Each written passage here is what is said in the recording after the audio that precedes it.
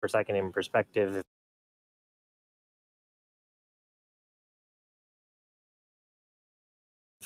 there are any runners or joggers listening, that's a pretty reasonable pace jog.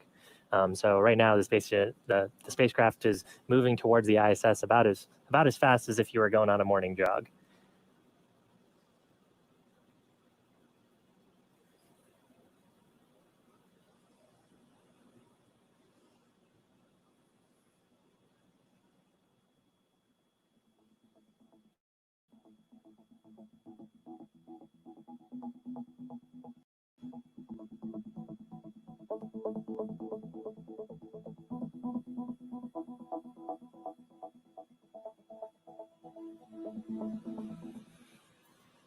All right, so at this point, we're inside the approach ellipsoid that we were talking about. So as Dragon moves inside of just about 1 kilometer away, again, the approach ellipsoid is an elliptical shape, 4 kilometers long by 2 kilometers tall by 2 kilometers wide, essentially a 3-dimensional oval. And that's just one of those checkpoints around the station that governs the approach of visiting vehicles. Before we were in this point,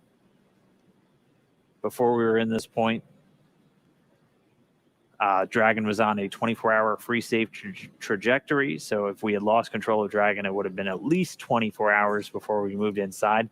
But we're now inside this approach ellipsoid. Dragon, given the go, as it was given the authority to do the approach initiation burn. And so that next imaginary gateway around the space station is the keep out sphere. That one's a little bit smaller, has a radius of only 200 meters, and we won't be crossing that until we're done with the manual flight test, but we'll do the go, no go to cross that sphere well in advance of them actually moving in. Yeah, in about 14 minutes from now, there'll be a small correction maneuver to take us from waypoint 0 to waypoint 1 right outside the keep out sphere. So if we have a video of Dragon at that point, you may see the Draco thrusters firing.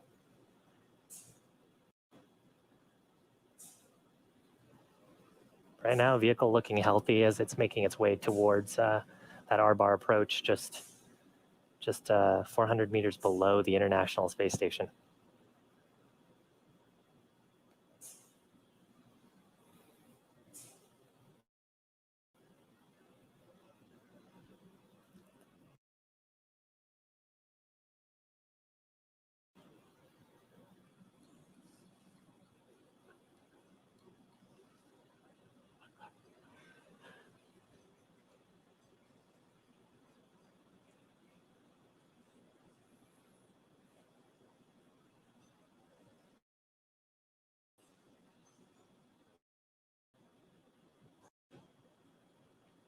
As it continues to close in, the station and Dragon right now just over the northeastern part of China. They are in an orbital nighttime, so the sun is setting on both vehicles right now as they're flying about 262 statute miles over the surface of planet Earth. 2 crew members, NASA's Bob Behnken and Doug Hurley, inside Dragon, closing in on their home for the next several months, completing the first crewed flight of the commercial crew program era to the International Space Station. So we should be under 2 hours away from the planned docking time. We were looking at a docking around 7:30 a.m. Over here on the West Coast, but they were able to move through a number of their maneuvers a little bit quicker. We've got about 16 minutes ahead of the approach initiation burn, so that docking time will be a little bit variable and will hinge on how quickly they're able to move through that second manual flight test. But everything continuing to go smoothly. We're waiting for their arrival at waypoint 0, should be coming up in just about 12 minutes from now.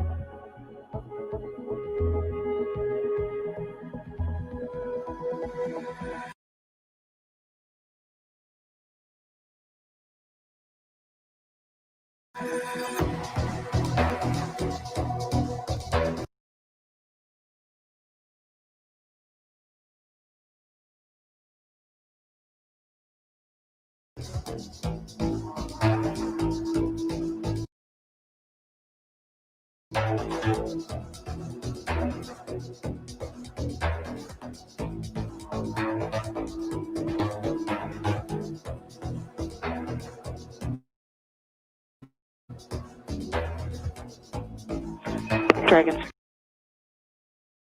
SpaceX on Big Loop. The ground is go for approach 0. We will be enabling the maneuver shortly. The expected maneuver start time is 1256 UTC. Reminder that Dragon will nominally continue approach through waypoint 1 toward waypoint 2 without stopping at waypoint 1.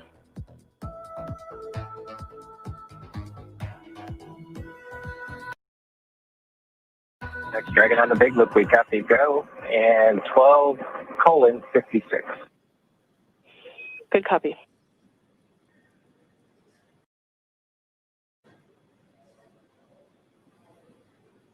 All right, so we heard both teams, the NASA and SpaceX teams, are go to continue on past waypoint 0. So they'll be coming up on that point in about 10 minutes from now, and they're just going to continue on along up until waypoint 1. And so it'll be a quick pass through. They'll go from just 400 meters directly below the International Space Station up to waypoint 1. So they're going to do pretty much a 90-degree maneuver to go from directly below station to directly in front of it. And this is always something really cool to see. So you're seeing city lights on the ground below Dragon right now as we continue to fly. We just made a pass over Japan. So those were city lights in Japan as Dragon and the station just made a pass over, and now they're about to cross over the northern Pacific Ocean. So things will be dark for a little while as Dragon continues to close in. We should have sunrise coming up at about 21 minutes after the hour.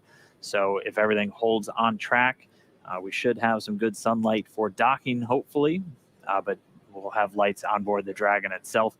You can see the red and the green telling us where it is as it continues to approach. At this moment, we are just about 585 meters away.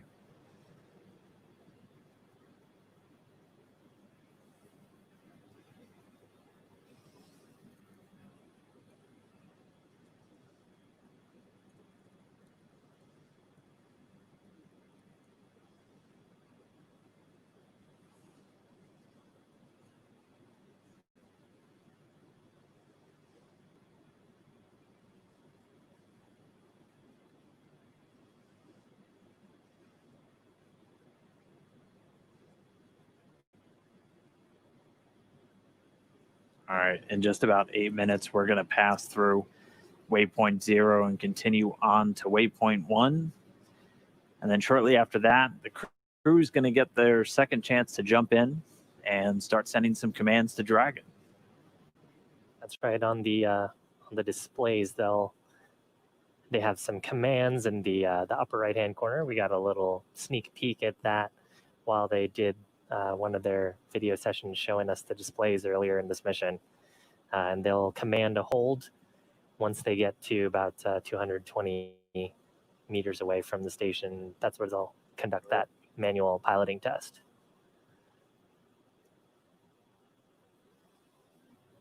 And again, this will be their second manual piloting of the Dragon spacecraft. We were able to watch them yesterday. Copy that. Yesterday, shortly after getting on orbit, they were able to take control of Dragon and go through a number of pointing maneuvers or attitude adjustments. And in this case, they're going to be doing pretty much the second half of everything. When you're flying a spacecraft, you're worrying about attitude adjustments, and then you're worrying about translational adjustments. And this is going to be their chance to do those translational maneuvers.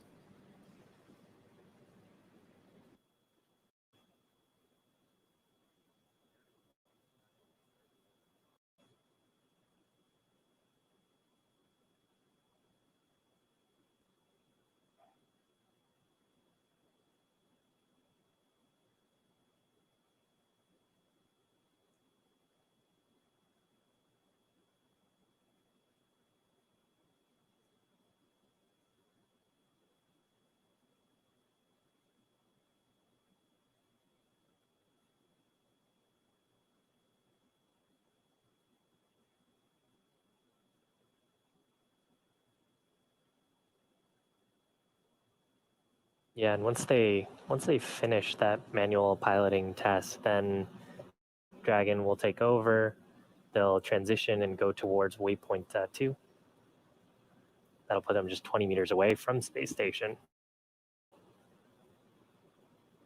All right, well, as we're just about 5.5 minutes to their arrival and quick pass through waypoint 0, let's jump over to Gary Jordan over at Mission Control Houston to check how everything's lining up with the teams in Houston for this approach and docking. Gary?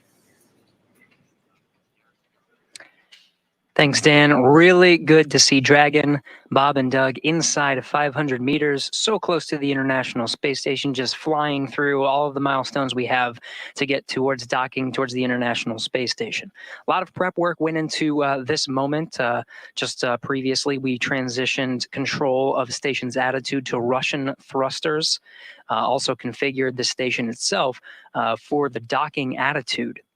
Chris Cassidy was just finishing up his midday meal.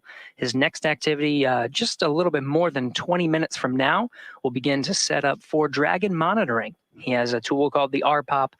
We'll be able to display some of the telemetry data coming from Dragon through the C2V2. This is the common communication for visiting vehicles. It's established a link between the International Space Station and Dragon. Dragon's telemetry data, all the information being relayed through the International Space Station. And Cassidy will be able to monitor from this tool, again, setting up in just about 20 minutes. Everything going according to plan from the International Space Station side of things, getting great views from Dragon of the International Space Station. Look at that, the lights reflecting from the outside of the International Space Station turned on. So Bob and Doug have a very clear view of the International Space Station. Should be entering into an orbital sunrise here shortly. From there, we'll take you through the next few maneuvers, again, passing waypoint 1 and going right into that manual flight test. Again, everything here from Mission Control Houston, International Space Station configured for docking. Everything's go from our end. Back over to you in Hawthorne. All right, thanks, Gary. We're jumping in now with Bob and Doug inside the Crew Dragon.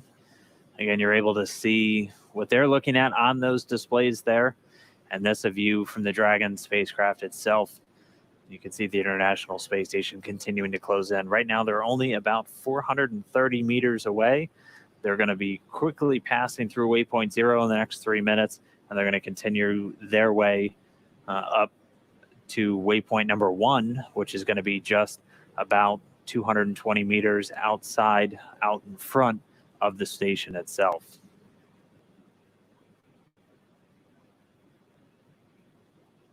Yeah, and Dragon has a number of relative navigation sensors, items that are used for guidance and control of the vehicle. So right now, Dragon's in a pointing mode that has those relative navigation sensors trained on the space station, with the attitude control system making minor adjustments as it needs to, if there's any roll correction or anything that it needs to perform.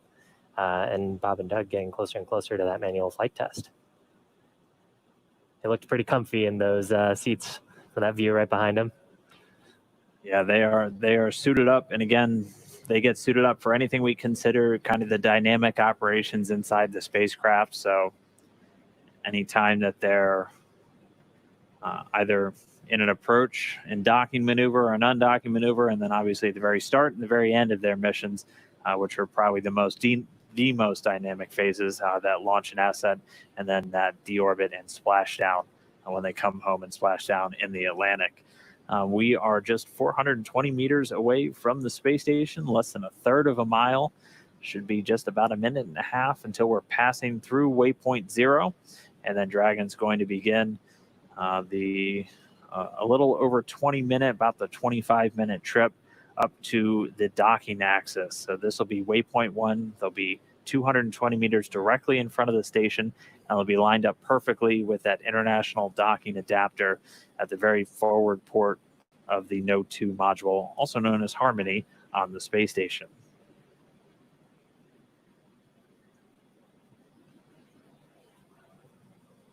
And there'll be a small attitude correction there.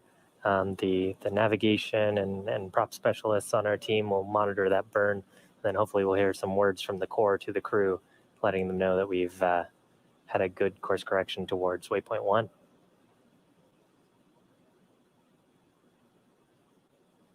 And again, things a little bit dark right now. We should have sunrise in about 25 minutes. And so things will light up as we get closer to that manual flight test. And hopefully by the time we're there, we'll be right in front of the space station itself. We should get some good light on Dragon and hopefully some views from the station looking straight out at the spacecraft using the cameras that are right next to that docking port on Node 2. And then Bob and Doug will once again take the controls using those touchscreens to maneuver Dragon. They'll do a number of different translational maneuvers. So physically moving the Dragon spacecraft in space. Oh, we're seeing some thruster firings there. And so those are using some of those, we call them the service section Draco thrusters. There's 12 around the lower part of the Dragon spacecraft.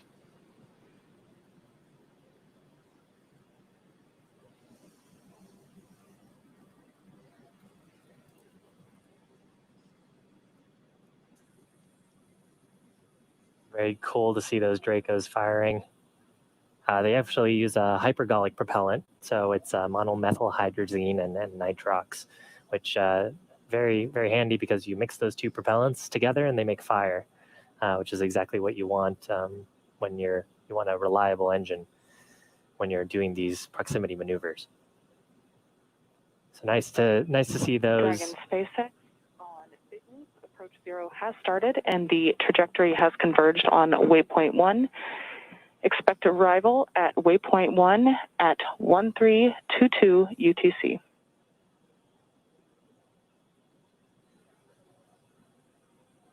Dragon copies on the Big Loop, 13:2.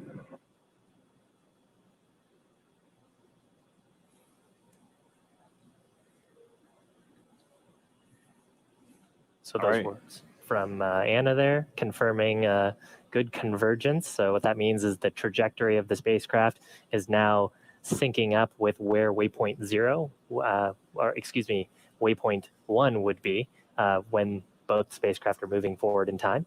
So that means that Dragon will be right where it needs to be, and we're expecting Dragon to reach waypoint 1 about 25 minutes from now. Yeah, and that still puts us about 16 minutes ahead of the original timeline. So we're expected to arrive at waypoint 1 at 13:22 UTC or 6:22 a.m. over here on the West Coast in Hawthorne. And if we continue to track about 16 or so minutes early, we may get to that docking a little bit early as well. Again, we were tracking right around 7:30 a.m. Over here on the West Coast. So we may be more in the neighborhood of about the 7:15, but obviously that just depends on how all of the additional maneuvers go. But Dragon so far moving ahead of schedule in its flight to the International Space Station. We've moved past waypoint 0, so we're inside 400 meters right now, just under 370 meters away from the station. Already converged on its next stop is going to be waypoint 1. And once it gets there, again, the crew is going to jump in and command a hold before they move into their manual piloting test.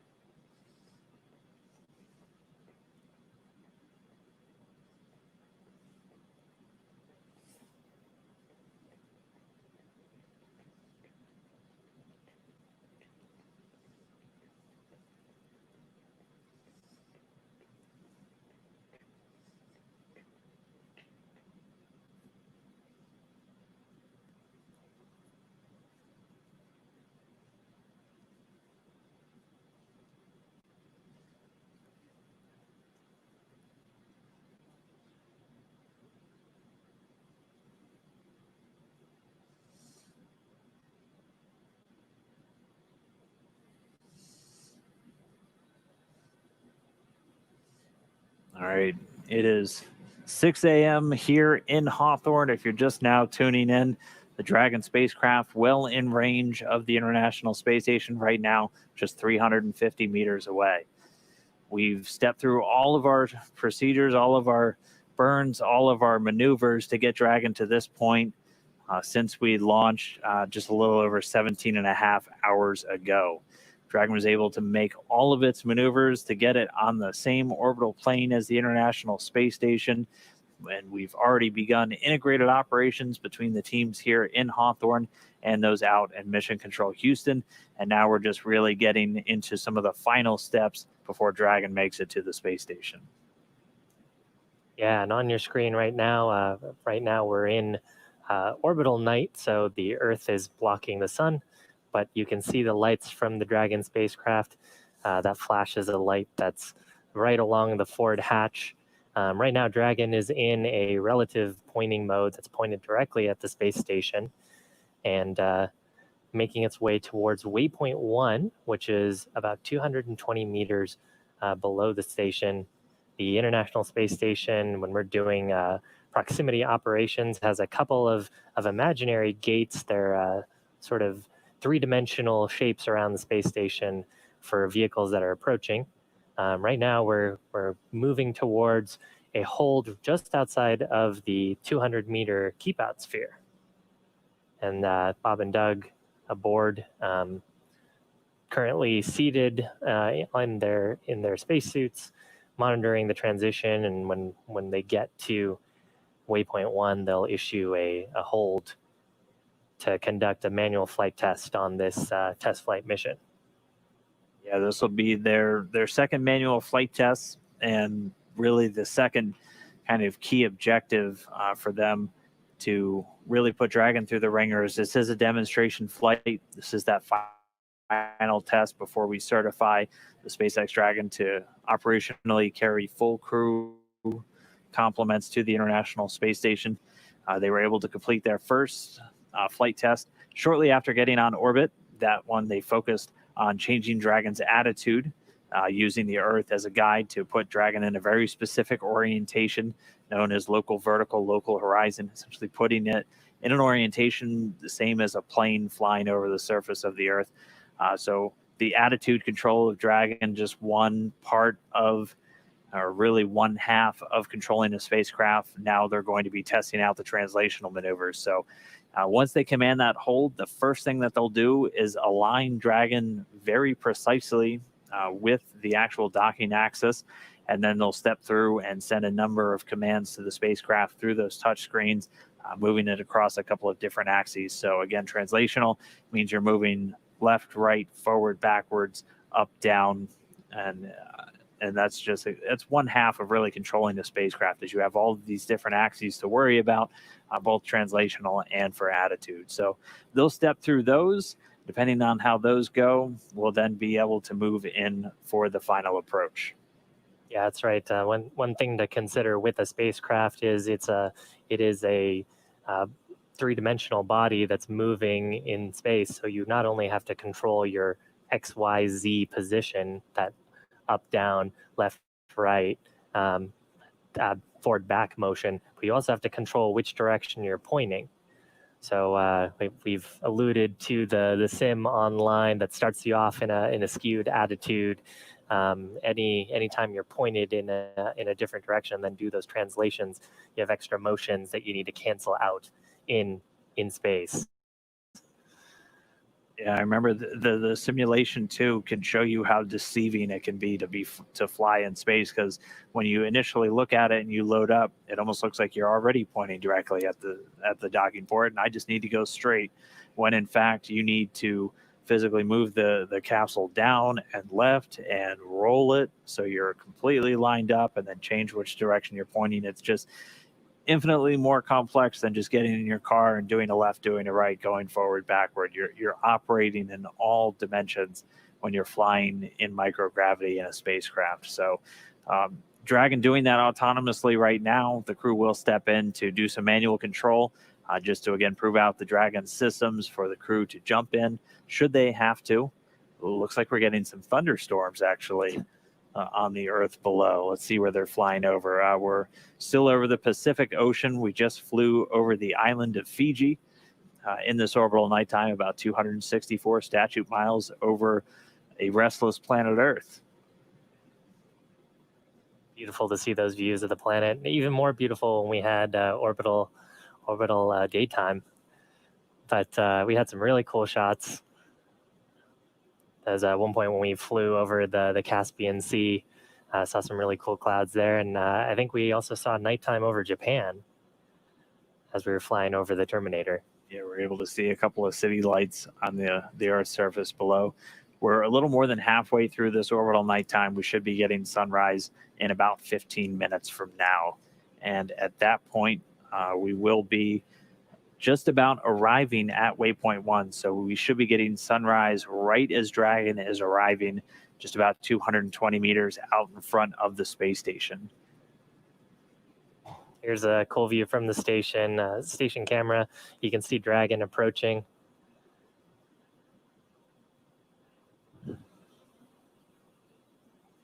We've just got those red and green lights on either side of the capsule. It gives folks looking at the capsule a sense of orientation of the vehicle. And here's a view from Dragon. Dragon's got a number of relative navigation sensors, as well as a couple of cameras that can look forward. That will hopefully get some additional views far as we get closer to docking. So here's a good view of the space station.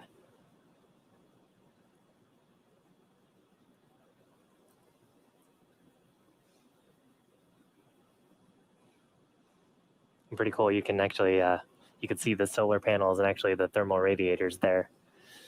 Here's a great view from a camera behind Bob and Doug. Bob in the right-hand seat in the pilot seat, Doug in the commander seat or the CDR seat. We've got a display in front of them. That's the forward view. It's got some procedural information on the left-hand side that's telling them criteria that they're looking for. Anything off nominal, they could, of course, step in and issue a command if necessary. And then on the left-hand and right-hand screen, we're actually their piloting controls. So when the vehicle is in an appropriate state to receive those commands, they can just hop in and use those touch-sensitive gloves, issue commands to the vehicle's attitude control system.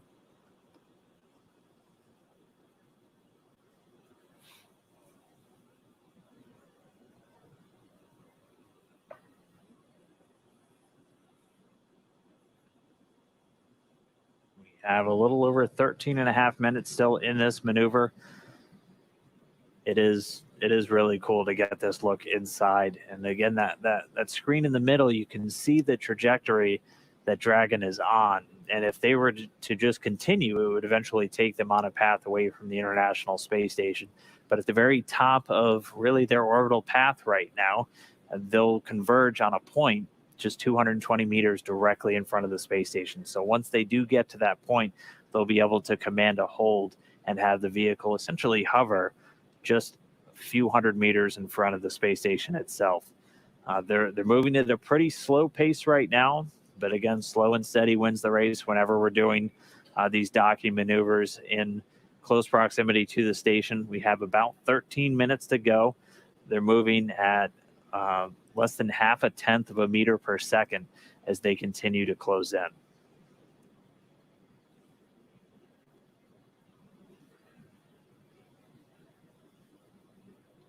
There's another view from the space station looking back, and there's a brief moment there when we were looking at Doug's display where you could see that same view that we had of the International Space Station. So they have those views from the vehicle overlaid on their displays to give them some awareness of their relative motion to the space station, especially handy if they had to actually step in for manual piloting to dock. Fingers crossed they won't have to do that today, though, and that the flight control system will operate as intended. Yeah, we'll get the manual piloting demo, and then it'll be handed over to Dragon to do a nice, smooth operated, automated docking. Again, we've not been tracking Any issues with the Dragon spacecraft on the whole flight uphill? Been moving through each of these burns a little bit ahead of schedule, running about 16 minutes or so ahead of the timeline as it was originally mapped out. Yeah, very, very healthy vehicle, this test flight, very little. I'm sure Bob and Doug have a few things as well that they're getting used to. There's only so much a simulator can train you on. I think they had mentioned a little bit of that during the ascent portion. There are a few things that are a little different than what they expected. But just because when you're actually launching on a rocket, that's a different feeling than sitting in a training capsule. Yeah, can't quite simulate a 9-minute ride on top of a controlled explosion in an office. But as they did give credit to the teams here at SpaceX, the actual piloting of the spacecraft went off exactly like their simulators. And so they're able to do all of that training here in Hawthorne, both in a cockpit simulator and in a full mock-up of the Dragon spacecraft itself, even able to get fully suited, plugged into the seats, go through all of the different systems that they had to get familiar with before they moved into their flight today.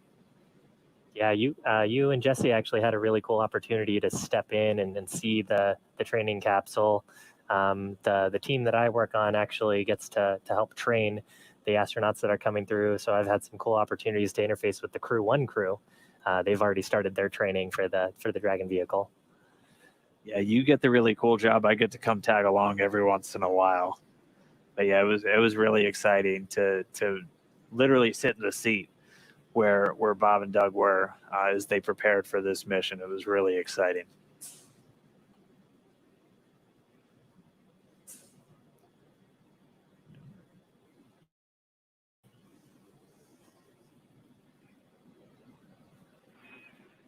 Station at Houston on the big loop for Chris, crew monitoring. Good. Chris, you can begin to monitor the approach per step 1 of 1.104 Crew Dragon approach and retreat monitoring.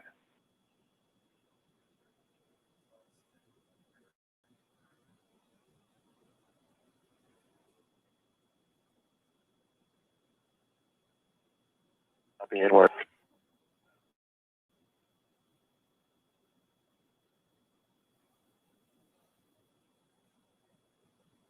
So heard some cool stuff over the loops there.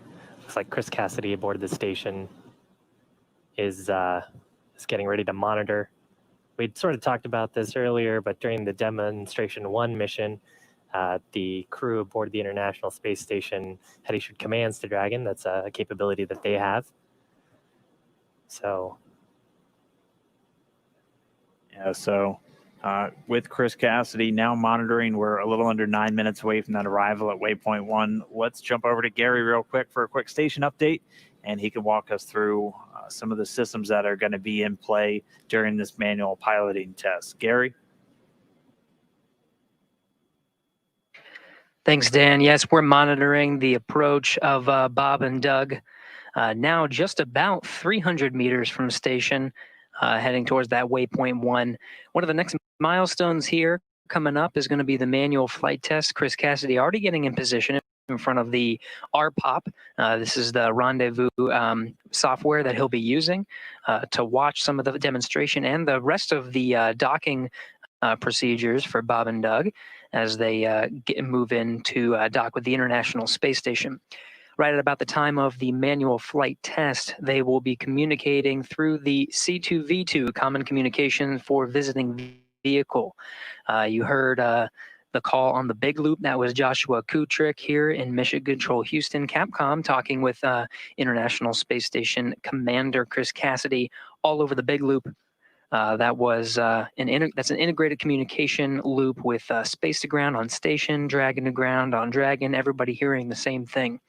Once we're in position of the manual flight test, C2V2 will transition to receive video as well. We should be getting some great video from Dragon all through the hardware that is on the International Space Station, integrated and linked with the Dragon.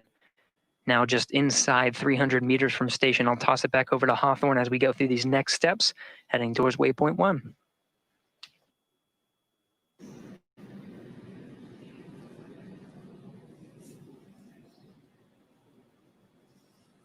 Right on. Thanks for that update, Gary.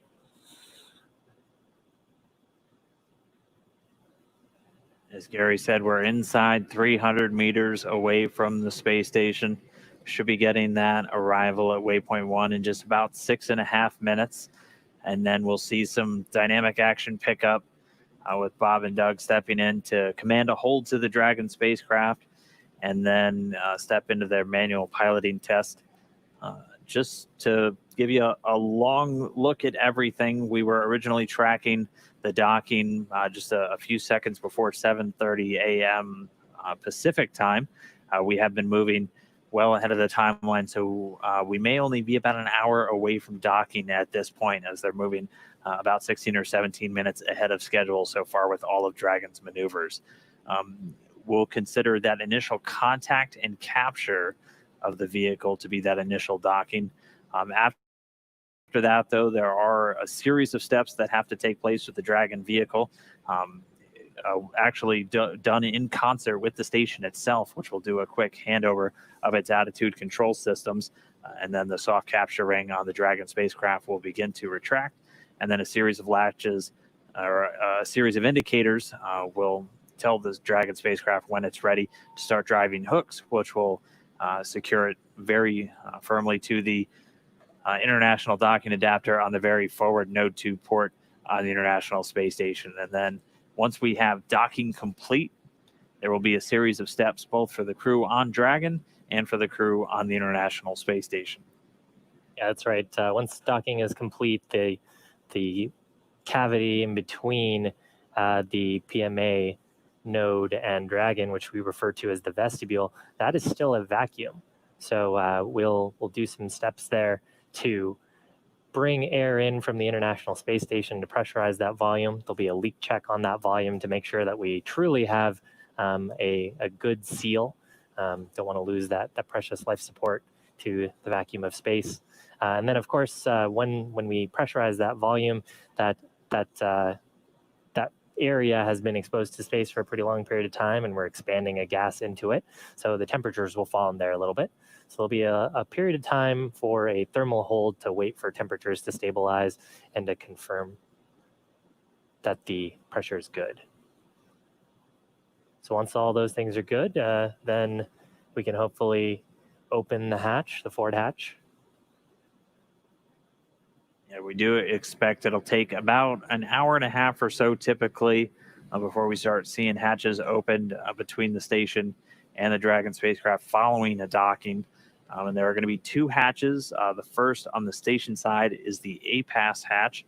That one will get opened first, and then we'll wait for everything just to make sure that, again, we're at an equalized pressure between the cabin inside Dragon and the now open hatchway on the station side before Bob and Doug are able to open up the Dragon hatch. A number of other things are taking place while we're waiting for the hatch opening to occur.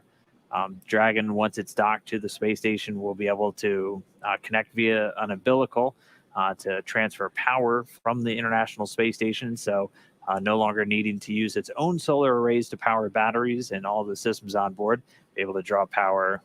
Dragon Spacex for approach 1 on Big Loop. Approach 1 and the soft capture ring extension will begin shortly. Command a hold 20 seconds after beginning approach 1 for the manual piloting demo.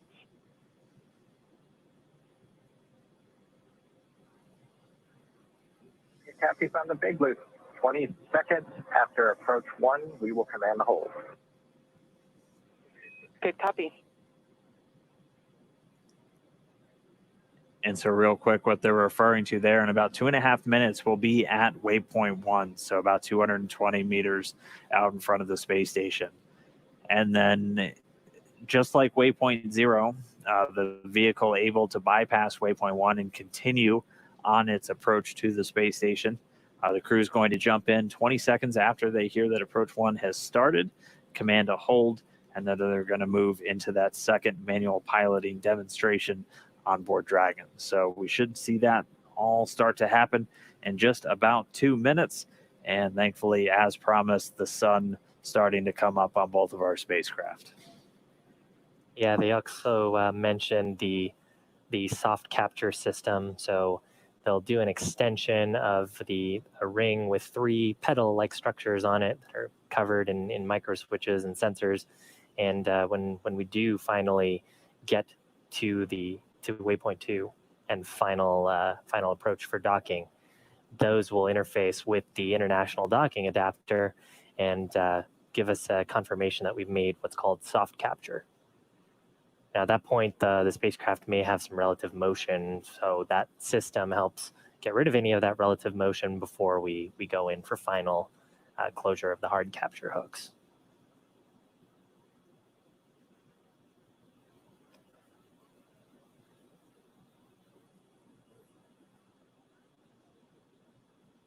All right, so just a little under a minute to go now. Dragon just about right out in front of the International Space Station.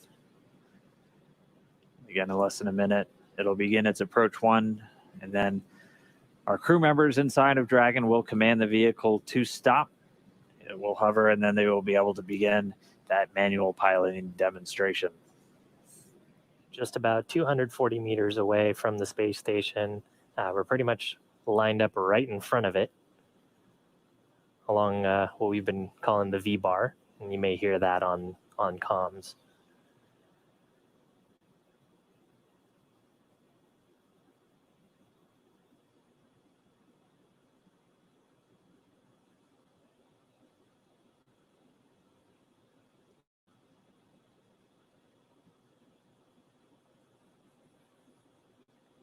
And we do have a short communications blockage with the space station.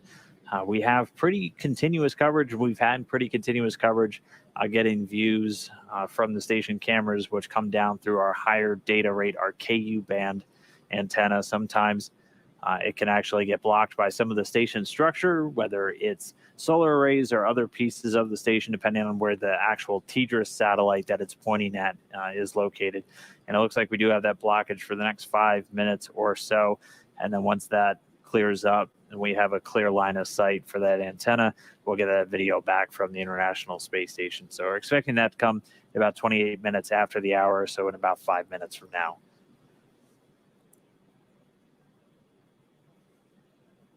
Ground control teams still certainly have good data to both Dragon and the International Space Station, so they're still able to monitor what's happening, have good telemetry, so different sensors, the velocity of the vehicle, how the prop is doing, if any thrusters are firing, what commands are being sent.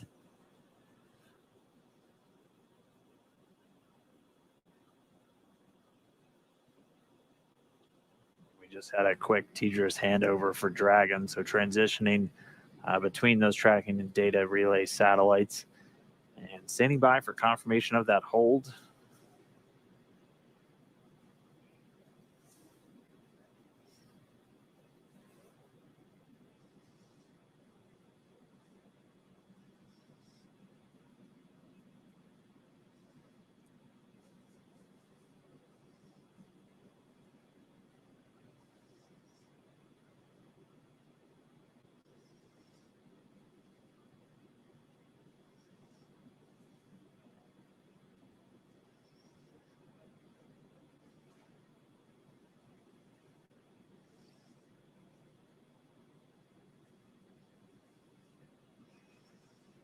Station at Houston on the big loop for Chris monitoring.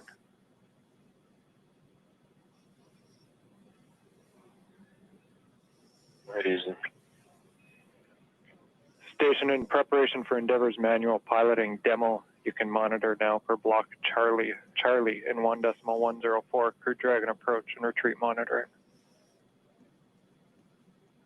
That'll be block Charlie.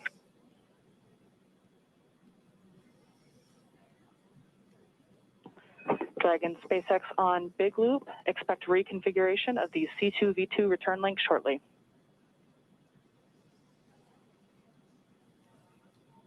Copy.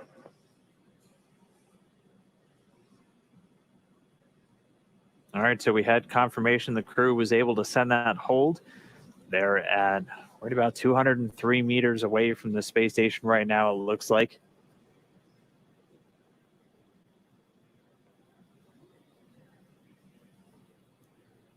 Right now, just So- flying in formation right in front of the space station, which is really cool.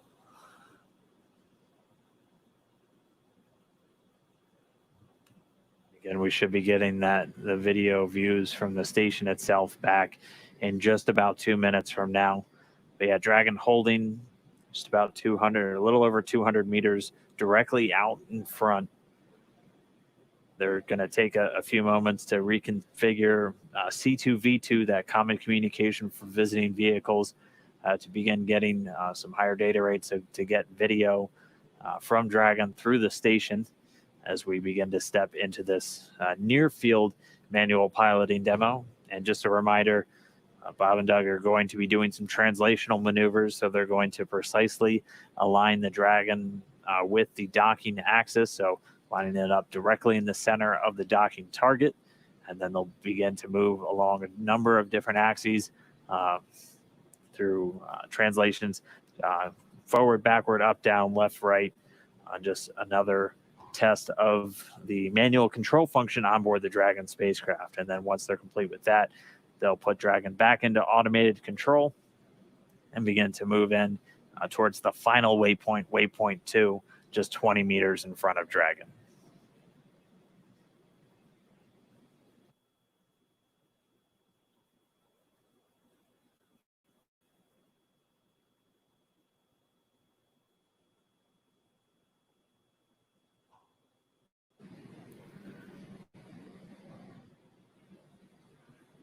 So before we start that, we do need to wait until we get that high data rate communication with the station locked back up.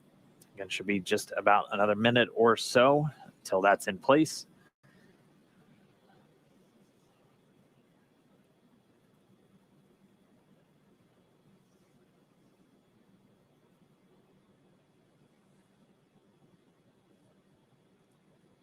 And hopefully when we get that high data rate communication back, we'll also get some views into the cabin behind Bob and Doug.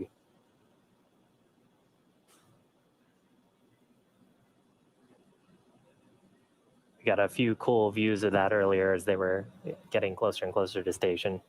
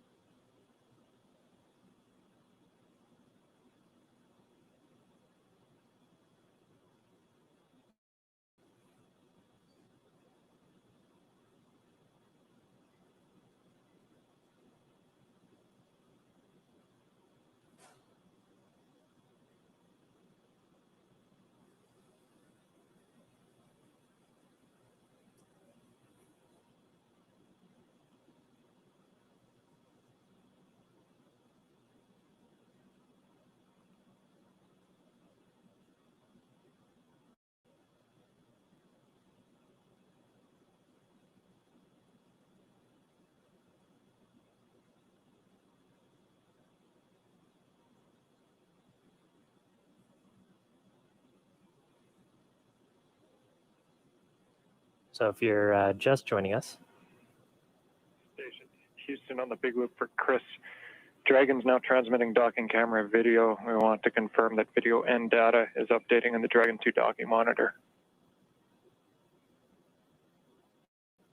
Work.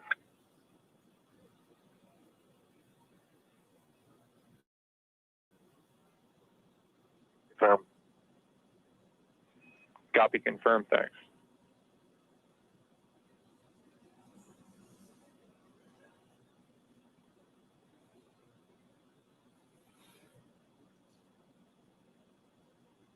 So as I was mentioning earlier, if you're just now joining us, Dragon is now just 220 meters in front of the space station.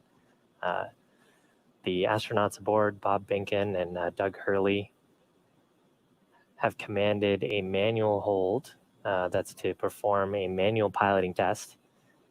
There is a very nice shot of the Dragon vehicle from cameras aboard the space station. You just saw one of the Draco thrusters there firing, just to keep it in that hold attitude, flying right in front of the station.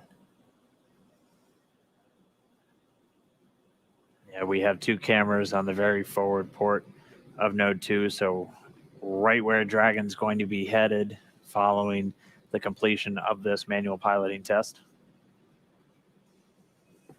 Dragon SpaceX on Big Loop. C2V2 link reconfiguration is complete. The soft capture ring extension is also complete.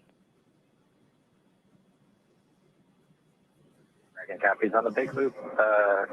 Good ring extension and C2V2 reconfig.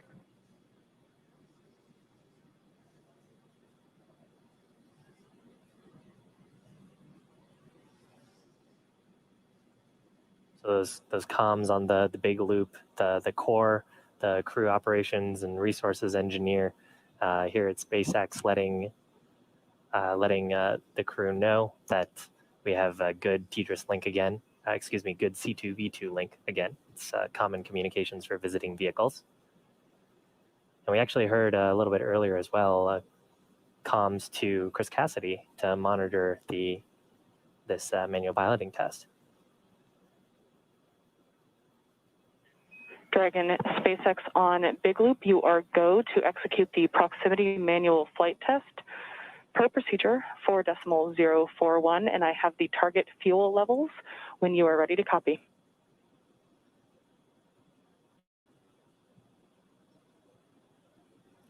You are go for 4.041, and we're ready to copy the fuel constraint. Your 1/3 fuel usage will be 60.9, 2/3 58.9, and terminate 57.9.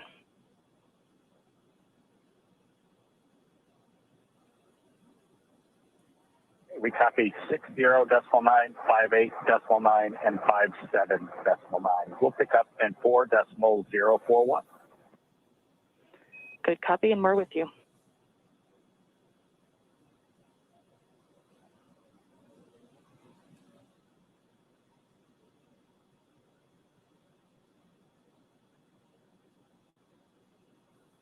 All right, so they're going to start maneuvering Dragon again, making some translational maneuvers. We did get some insight that it looks like they're a little bit to the left of the docking axis right now.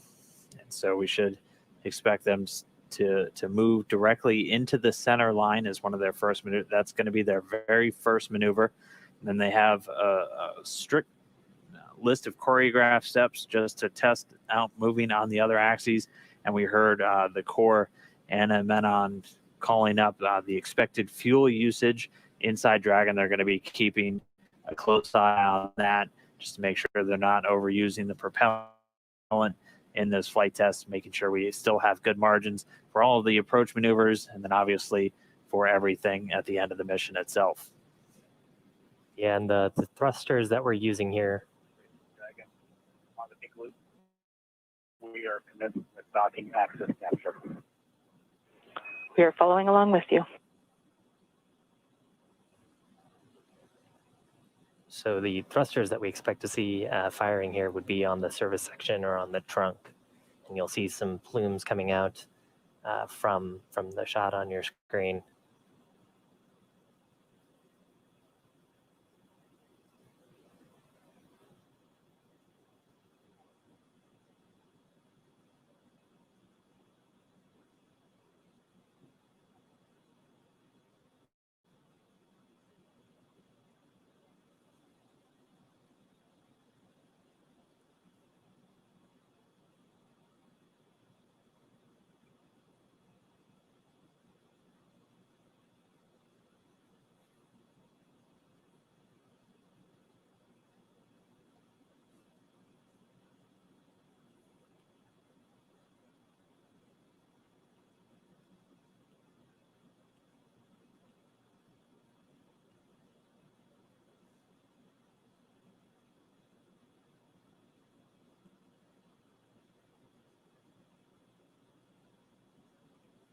The first part of this maneuver is just to really line them up perfectly with that docking axis. So they were already several meters off once this hold occurred.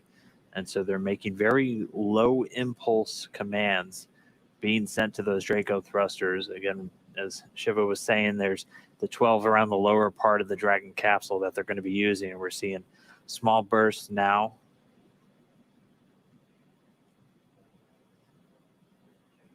Yeah, and they actually have a couple of precision modes where they can put in sort of coarse and fine inputs into the vehicle.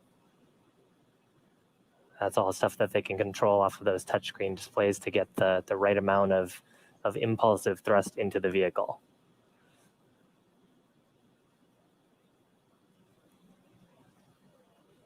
If you're trying to get a little bit oriented to how the vehicle is positioned, that's the nose cone on the top of your screen.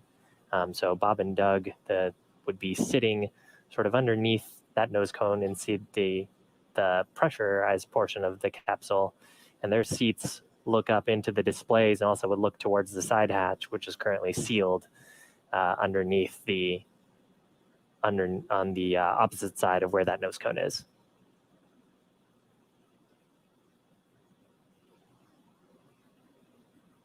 Very cool to see those thruster plumes.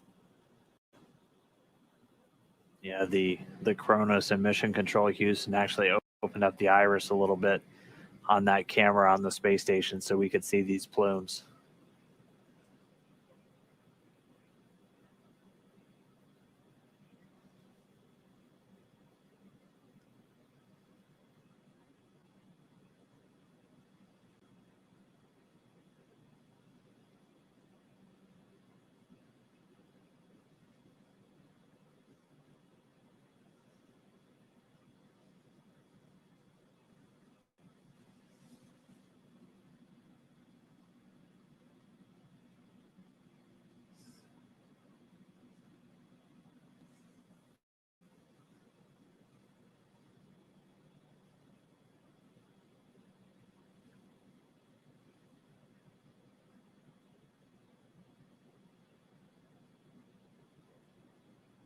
And SpaceX Dragon, we've completed the docking axis capture maneuver. We're going to move on to the YZ translation. Copy, we're with you.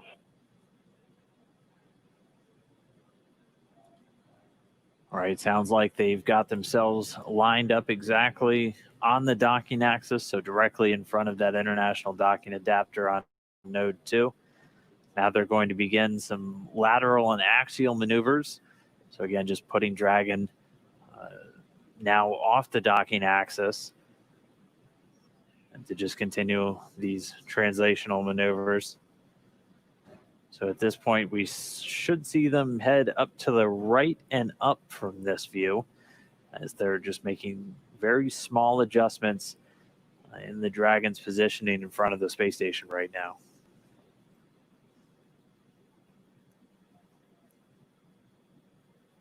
And here comes the translation.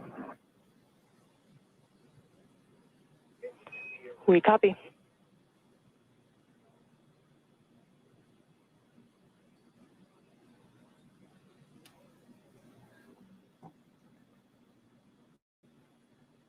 Yeah, in the data, it looks like we're seeing the 6 thrusters essentially on the bottom of the spacecraft right now from this view lighting up. So it's going to begin to move them straight up.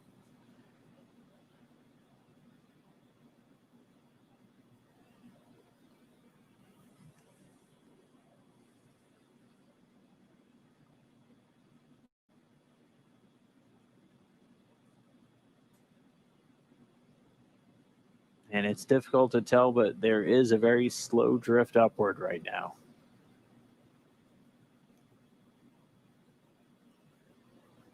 Yeah, it looks like they're going about 0.1 meters a second, if I'm looking at this data correctly. So very slow and steady. And they will probably do a quick correction to stop that upward movement.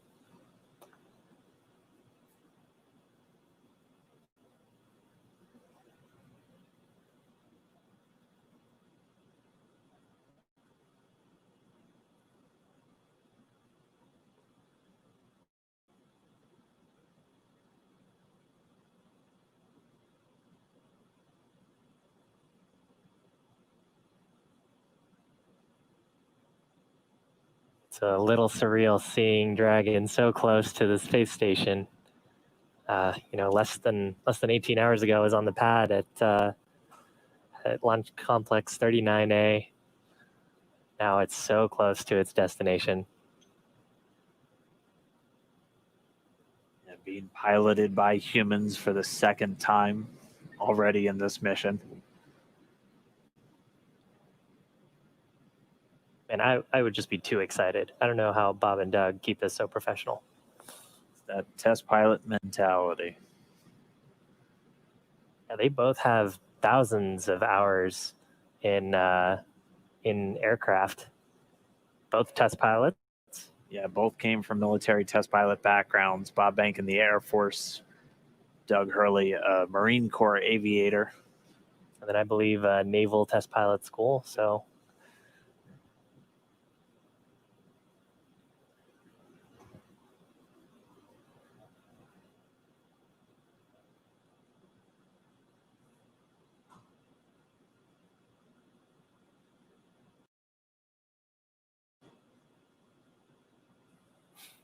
a little bit overexposed there, but you can still see the thrusters firing.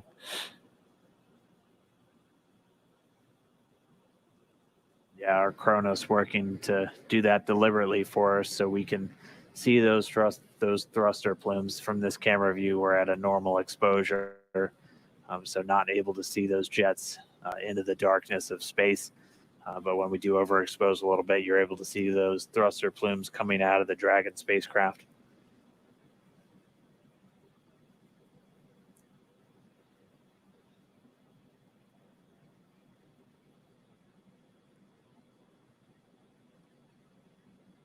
Yeah, it's amazing how the plume has to catch the light just the right way for us to even see that it's happening outside of data.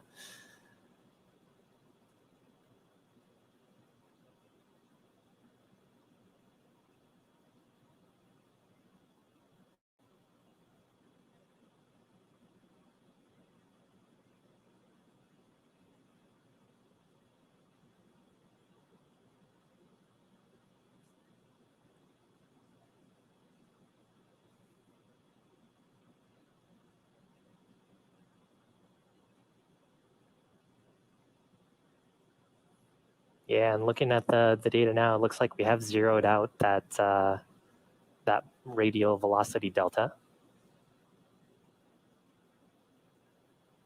So Bob and Doug cleared out that small translation test that they did. We may get a radio call down here that they've completed the Y direction testing.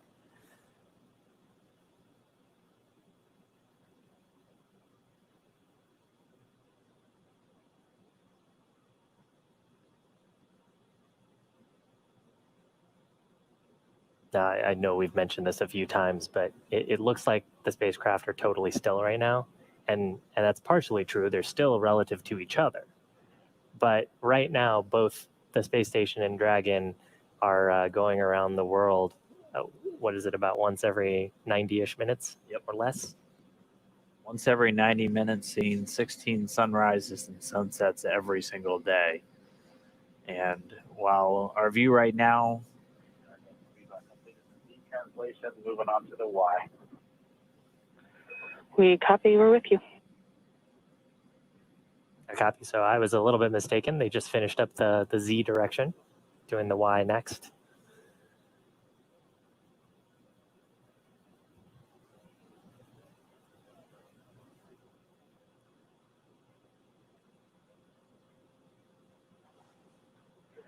Dragon SpaceX on Big Loop, you have used approximately 1/3 of your prop test budget.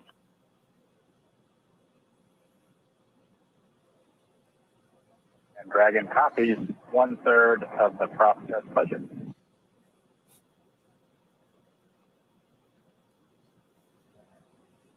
So the Corps letting the crew know how much prop they've worked through. Still have 2/3 of their budget left to do test maneuvers.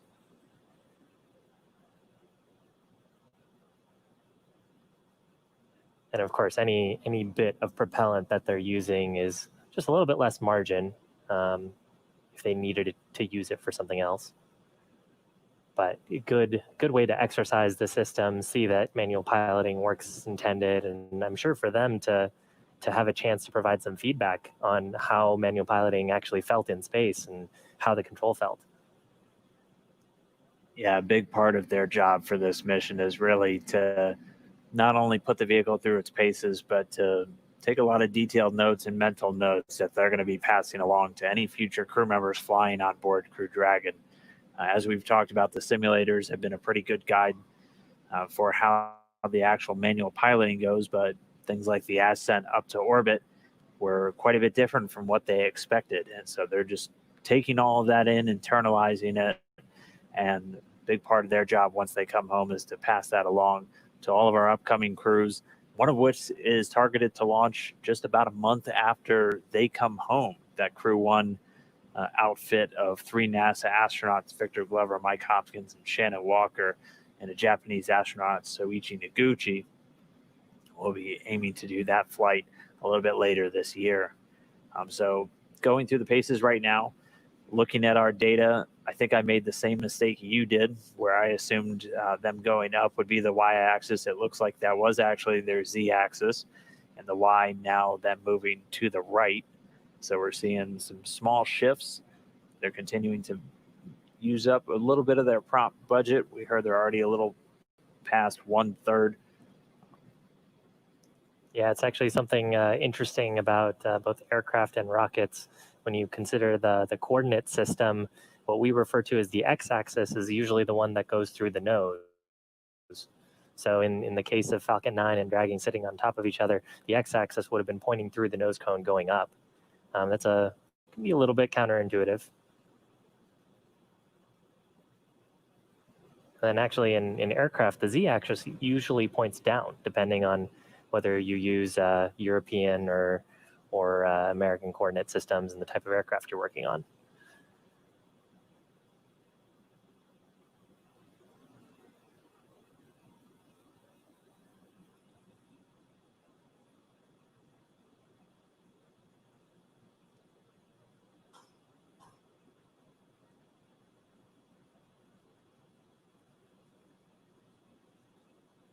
But important for both Space Station and Dragon to be on the same coordinate system as they do this eventually as they step into the approach maneuvers here towards waypoint 2. Dragon will be using its relative navigation sensors, again, for relative positioning to the station, to make sure that it's on the approach, within the bounds of the approach corridor going towards the station when we get to that after this manual piloting test.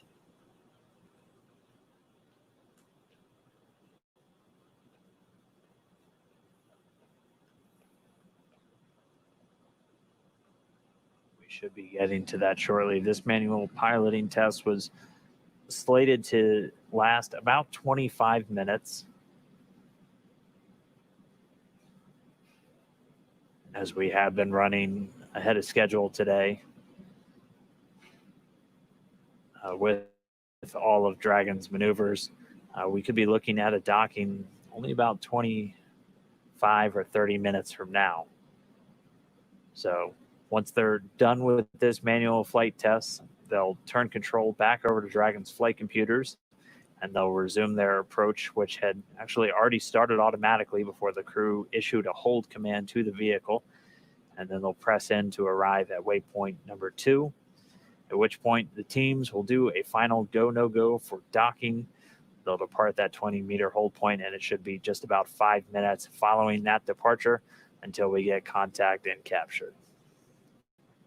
Yeah, and the crew right now are seated in Dragon in the pilot and commander's seat. Both of them are suited for what are relatively dynamic maneuvers, and they'll continue to be suited until we have confirmation of good hard capture on the space station.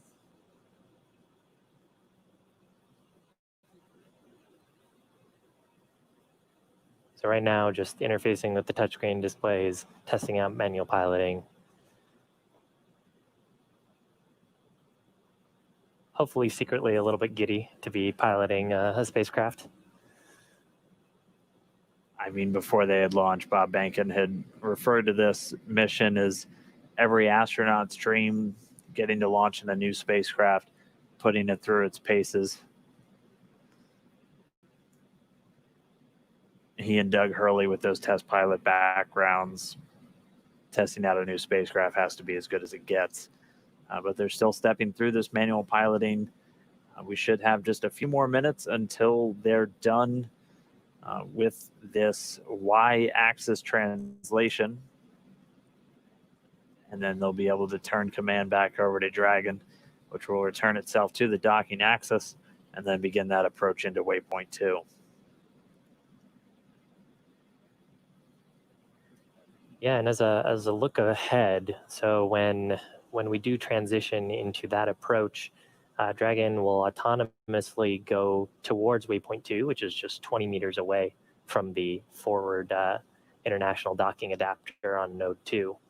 And it'll hold there. That'll give the ground team some time, both in Houston and at here in Hawthorne, to do a go no go poll, make sure that the vehicle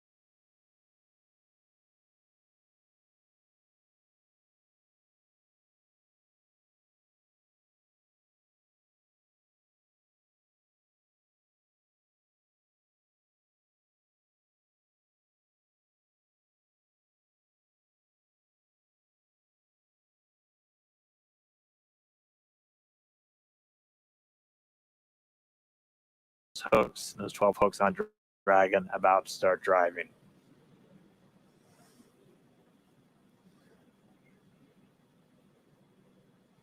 Right now, Dragon and ISS attached, just flying off the east coast of China, just underneath Japan. Attached to each other, we recently passed over to the orbital night, so we're currently the dark side of the world. And actually, we're lucky enough to see soft capture happen just as we were crossing over the Terminator line.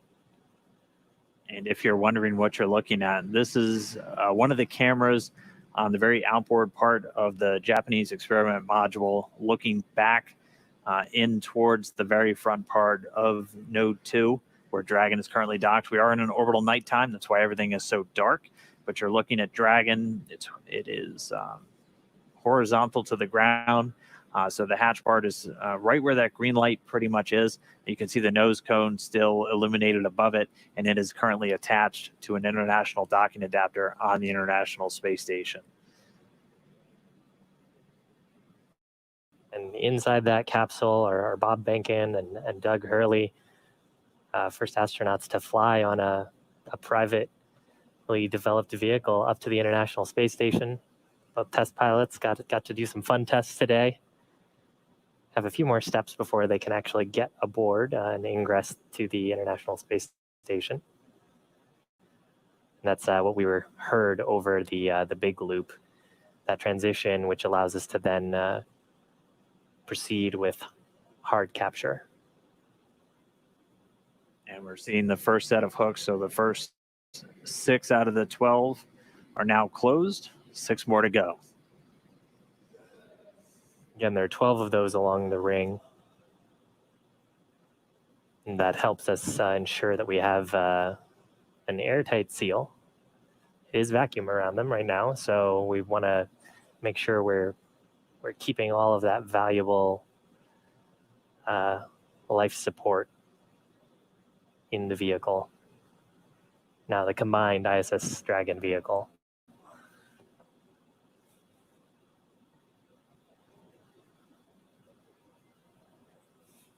Meanwhile, inside the capsule, Bob and Doug also standing by for this hard capture to complete. And once we have that docking complete call, they'll be able to start stepping through a number of procedures to get them ready to move into the International Space Station. They'll get the go-ahead to doff or get out of their suits, and then they'll have some activities on the Dragon side to prepare for the hatch opening. Chris Cassidy will mainly be working on the station side to pressurize the vestibule. So as Shiv has talked about, the space between the Dragon capsule and the space station was exposed to vacuum. And even after this tight seal has occurred, we'll still be at vacuum inside. So we'll actually open up a valve to supply air from the station side into that space between the Dragon and station hatchways. And they'll get it up to the same ambient pressure that we'll have inside of Dragon and on the station itself. They'll wait for it to thermally balance out, make sure we don't have any temperature swings as we're bringing it up from vacuum. So probably from a very cold temperature up to about 72 degrees that they have in their cabin temperature on board the station. And then we'll get the hatches open. Dragon SpaceX, hard capture complete. Stand by for docking completion.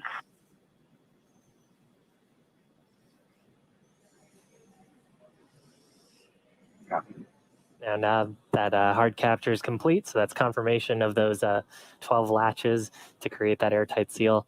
Now that's complete, the umbilicals from the station side will interface with the Dragon vehicle umbilicals, and that'll provide power and communications through space station directly to Dragon. Pretty much the whole way up, Dragon's been using a combination of batteries and its solar cells pointed at the sun to make sure that it has enough electrical power for the journey up.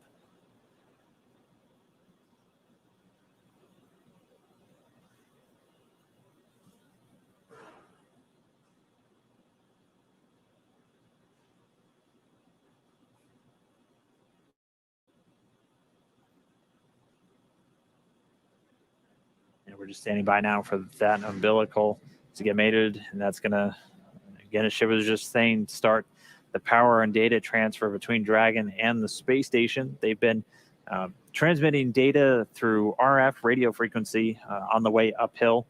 And during the final approach, this will give a hard mate, basically a wired LAN connection between the Dragon spacecraft and the International Space Station itself, and then also being able to draw power from the station systems using those great big solar arrays that are used to generate all of the electricity for systems on board the station.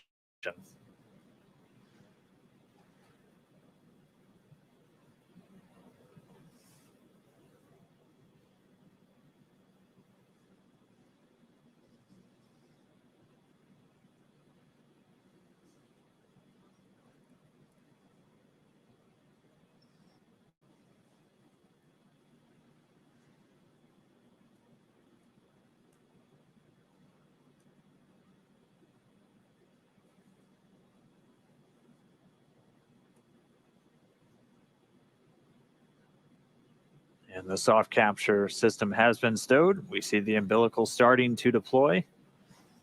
About 40% of the way so far, going pretty quickly. Should just take a couple more seconds until we're all the way connected. And then we should be getting that docking complete call out from the core here in Mission Control, SpaceX and Hawthorne. Standing by. Dragon SpaceX docking sequence is complete.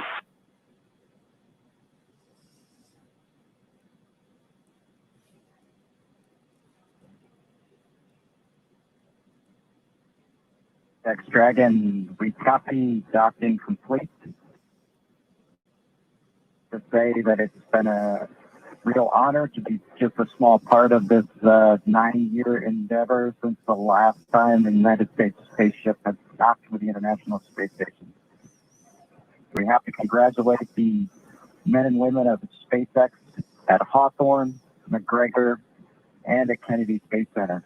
Their incredible efforts over the last several years to make this possible cannot go overstated. I'd also like to thank Kathy Leaders and her team of the Commercial Crew Program of NASA. An outstanding job by everyone. Last, I'd like to thank the men and women of the National Aeronautics and Space Agency. This is an incredible time to be at NASA. 3 new vehicles to be flown, continuing mission in low Earth orbit, and then to the moon and Mars. We thank you again and congratulate you.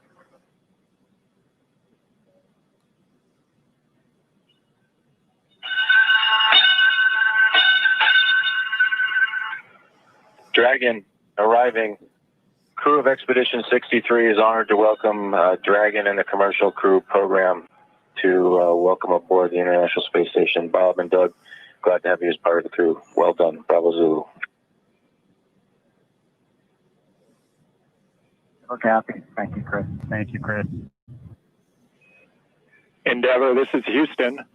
Bob and Doug, welcome to the International Space Station after your spectacular rendezvous and docking of the first Crew Dragon vehicle. For the first time since the retirement of the space shuttle, you have completed a historic ride to the ISS and have opened up a new chapter in human space exploration. On behalf of the flight control teams here in Houston and in Hawthorne, California, and to our SpaceX colleagues, bravo on a magnificent moment in spaceflight history and on the start of a new journey that has changed the face of space travel in this new era of space transportation. Bob and Doug, good luck, and we look forward to working with you on board.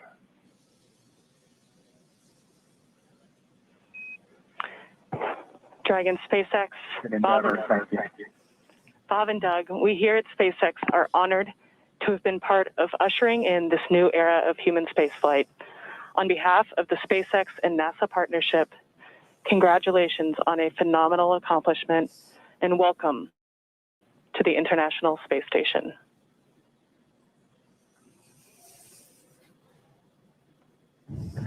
Well, thank you, Anna. We appreciate all the good words and everyone thanking us, but it truly was a magnificent effort by the entire team, the SpaceX team, the NASA team and a team across America who was able to pull this off and bring human spaceflight again to our nation. Thanks for everything. Happy to be aboard.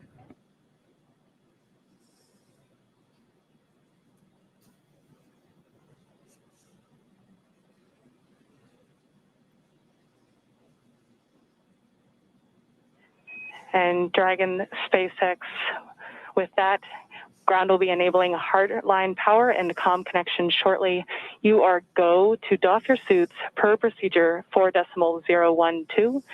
We will be configuring your video to go external shortly, and we have one request for Bob's suit doffing when you're ready to copy.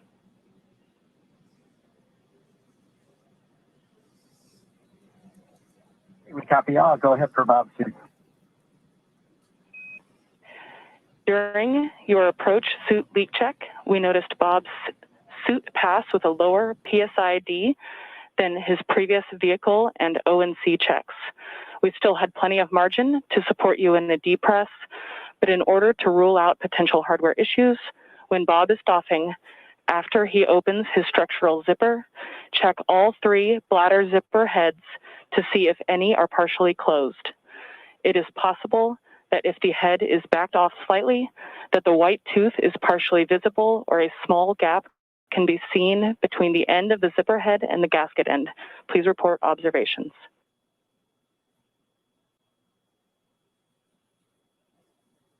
Copy. Bob will take a close look at his zippers when he doffs, and he'll get doffing first, so we'll let you know as soon as we see something or if we see something. Great, thank you so much.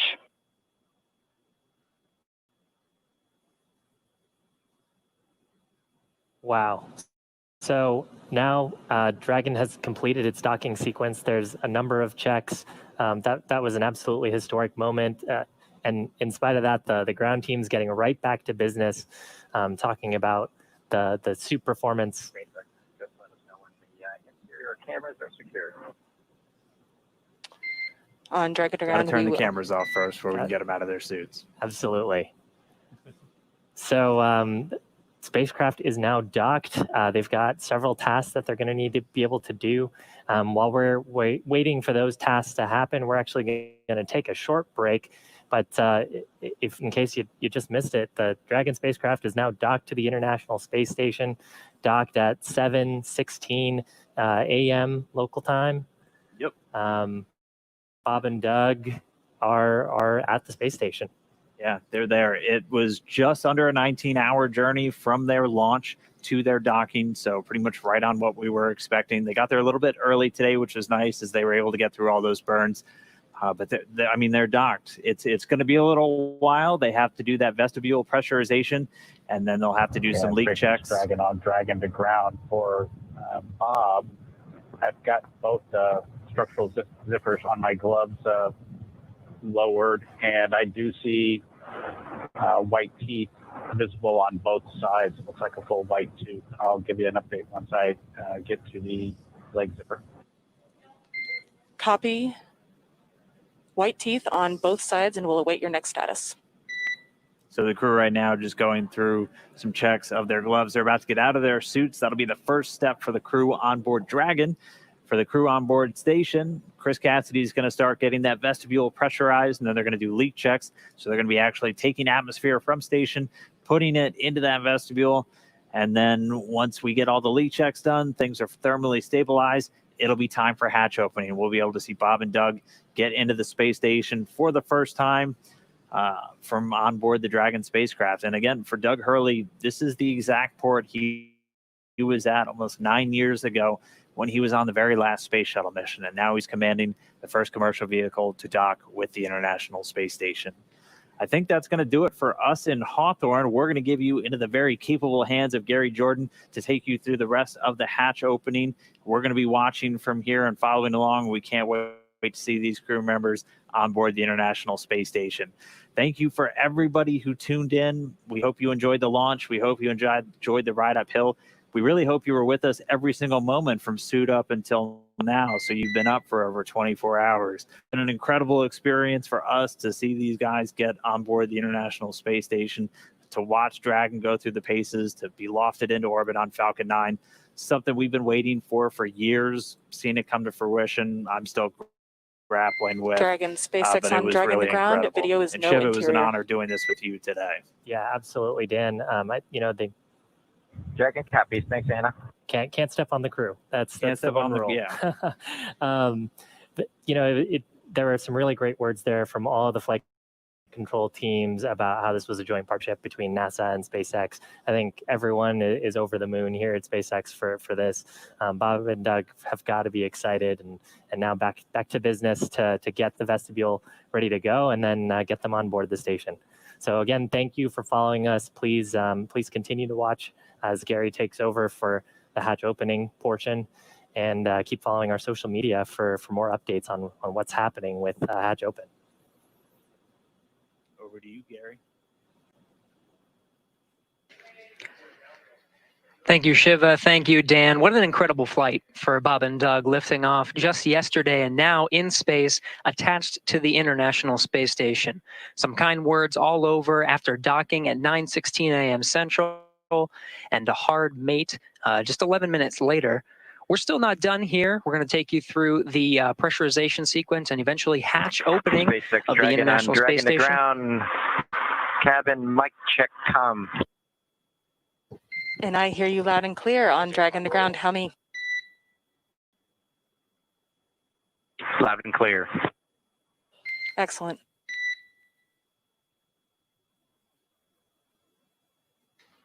Good comm checks. We're still.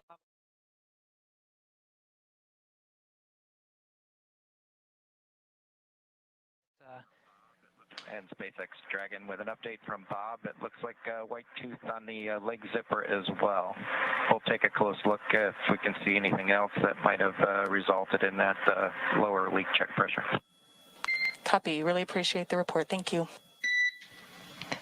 Teams behind me will be configuring the Dragon and the International Space Station to welcome Bob and Doug aboard.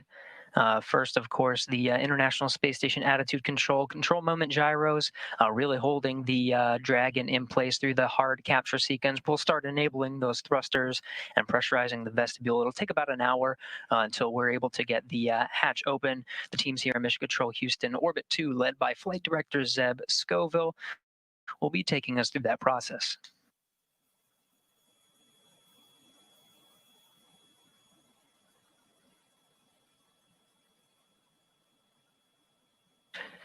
Aboard the International Space Station, Commander Chris Cassidy standing by in Node 2. Right in front of that is the pressurized mating adapter. He recently opened up the hatch to introduce some of the station air and mix it, get a nice mix in there, avoiding some CO2 pockets. That hatch you see just beyond Chris Cassidy there is normally closed. He was able to open it a little bit earlier today, mix some of that cabin air, and get rid of those CO2 pockets, make sure it's all clean and ready for Bob and Doug. He closed it shortly after just to make sure no FOD or foreign objects, anything were to float in there that would inhibit any hatch opening process today. One of the next milestones for Chris Cassidy will be to open up that hatch. He's got some cameras you see placed within that node. We'll get some good views of the hatch opening and welcoming Bob and Doug here in just about an hour.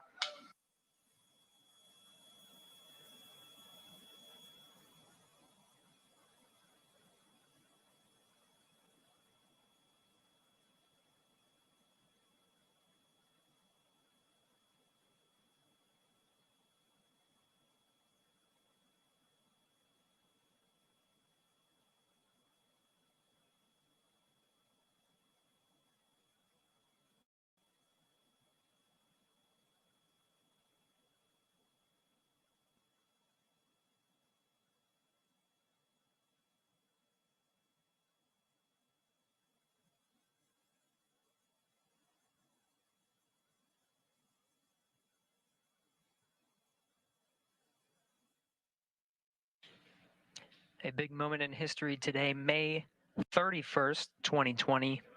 Just on the other side of that hatch, Bob Behnken and Doug Hurley have successfully arrived at the International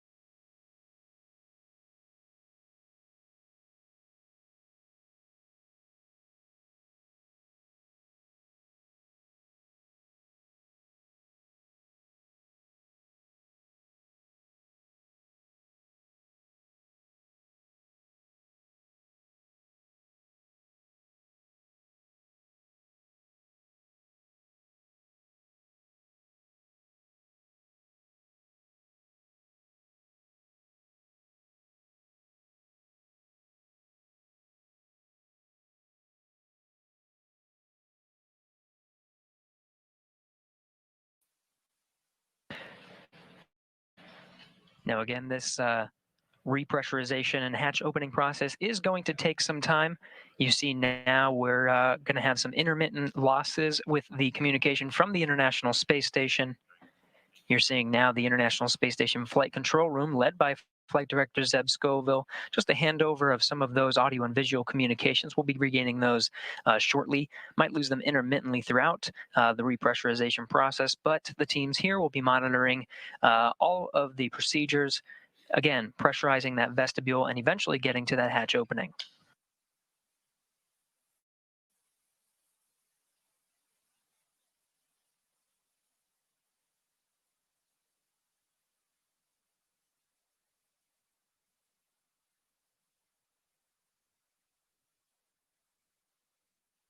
From right to left there, seated, you see Flight Director Zeb Scoville. It was he who was leading the teams for both the launch of Bob and Doug over at the Cape. He was leading the teams here in Mission Control Houston. You just saw the Johnson Space Center Director Mark Geyer walk off to the side. Seated next to Zeb Scoville, Joshua Kutrick. He is one of the members of the most recent class of astronauts, the class of 2017. Canadian Space Agency astronaut. Went through candidate training and officially became an astronaut just recently.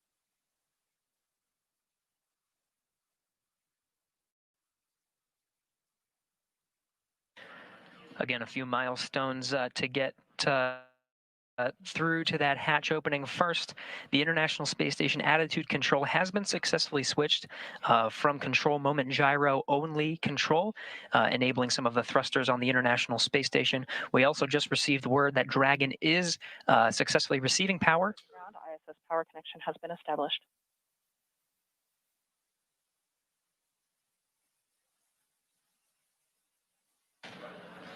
And there you have it. Dragon is successfully receiving power from the International Space Station.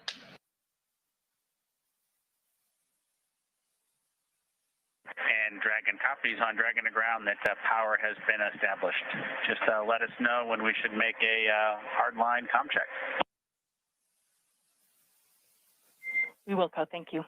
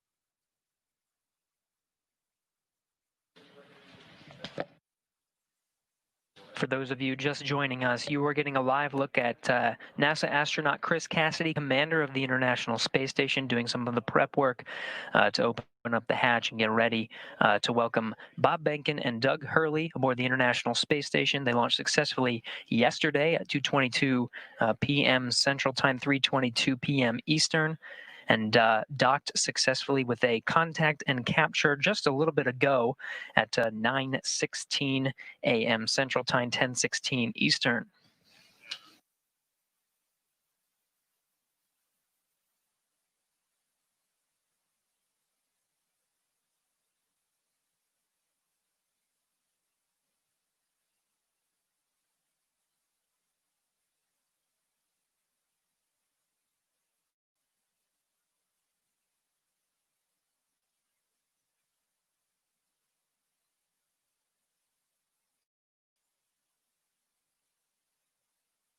Now, some of the milestones to get that hatch open have already taken place. First, attitude control.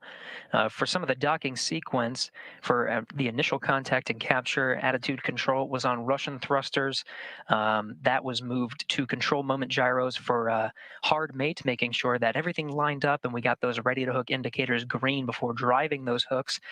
The attitude control has since been switched to enable some thrusters on the International Space Station. We did get confirmation of good power being delivered from ISS to the Dragon. Next will be to test some hard line communication between Dragon and the International Space Station.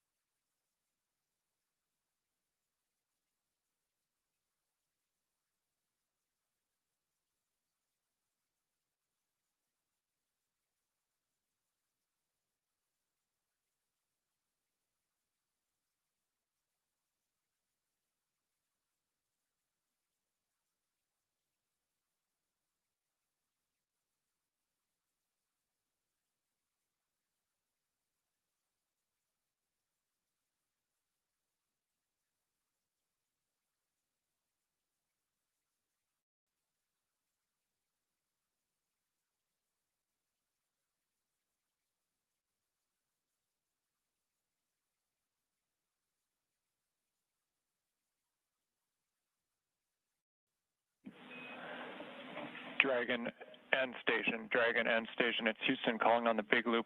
We're prepared and getting ready to transition the comm system to hardline, at which time we're going to do a couple comm checks. We just want to make sure everybody's on board with that and aware. So Dragon first, maybe let me know if you hear this and if you're go with that plan.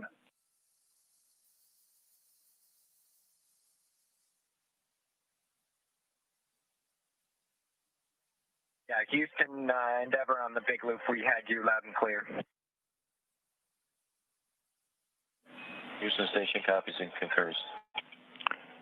Okay, Endeavor and Station, we have it loud and clear on RF right now. We are putting it in work now, so transitioning comm system to hardline, and we'll call you back for voice checks momentarily. Endeavor copies.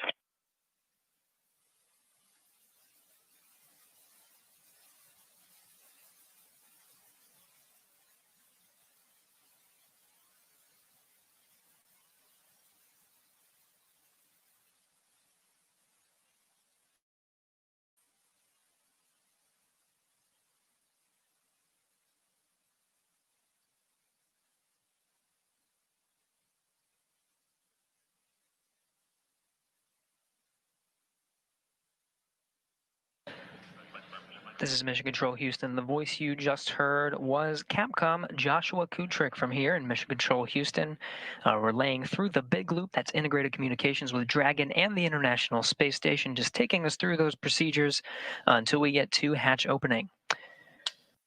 Now, there's an umbilical connection with Dragon, connecting Dragon to the International Space Station. We did get good confirmation that power is flowing from the International Space Station to Dragon. Next, we'll be proceeding with some of the communications checks. The big loop established on the C2V2 Common Communications for Visiting Vehicle through some of the last legs of the rendezvous and docking of Dragon to the International Space Station. We'll switch that over to hardline communications, testing that out here shortly.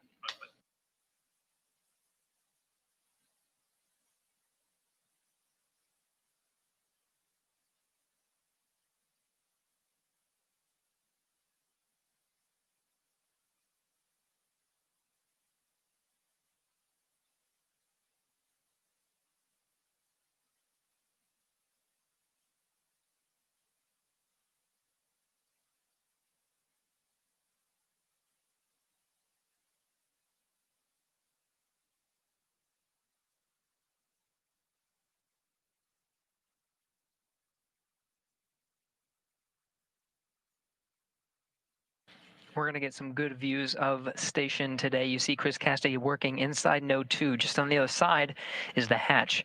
That hatch is separating between the International Space Station and the pressurized mating adapter. One more hatch to go after that. That hatch opens up to the Dragon hatch with Bob Bankin and Doug Hurley on the other side. Just surrounding Chris Cassidy from this view, you can see a series of cameras. We're going to get some great views from Node 2 there on the left, a couple of high-definition cameras on the right, a 360 VR camera. Part of an initiative to engage viewers and provide views that from the International Space Station that have never been seen before.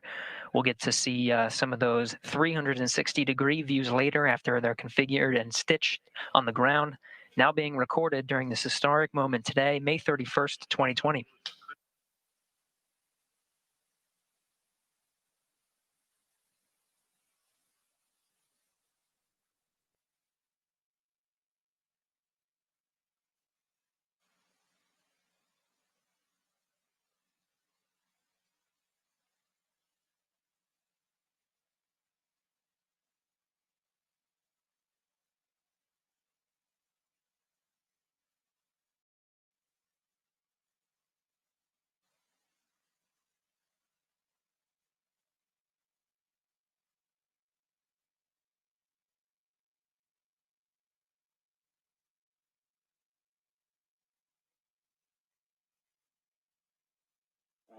Affirmative, we are on the same page. Those steps in the execution note are all that's needed.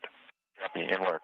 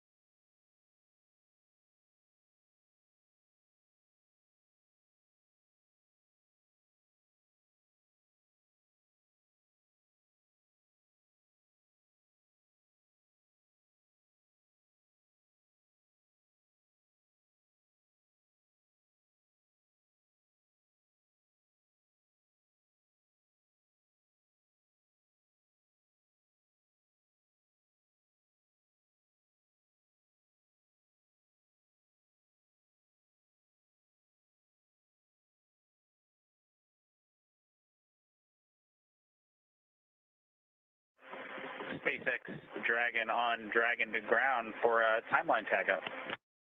Go ahead.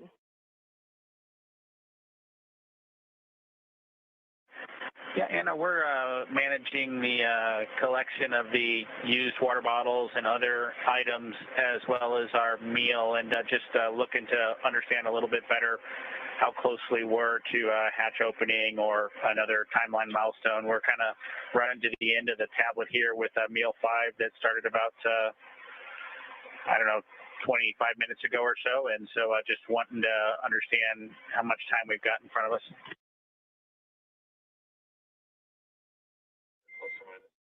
In Dragon SpaceX, we estimate we are about an hour to Dragon hatch opening.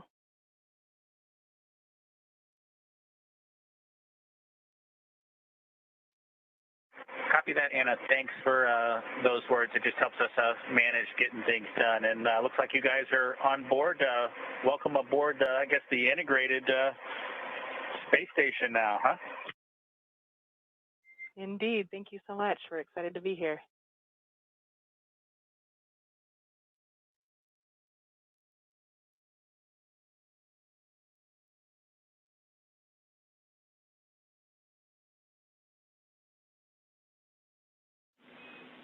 Endeavor, Houston calling over hardline for a voice check. How do you read us now?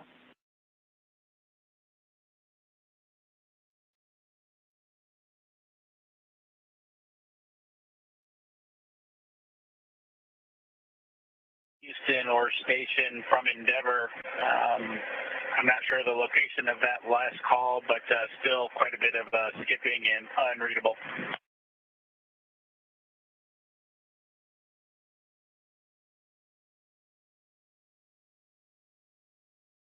And Endeavor, it's Houston, loud and clear on Dragon to ground. We heard your response, so we're in the same situation. We're hearing you, you're not hearing us.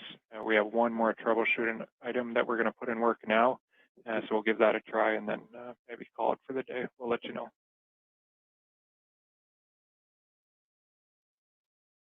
Endeavor copies. Thanks, Houston.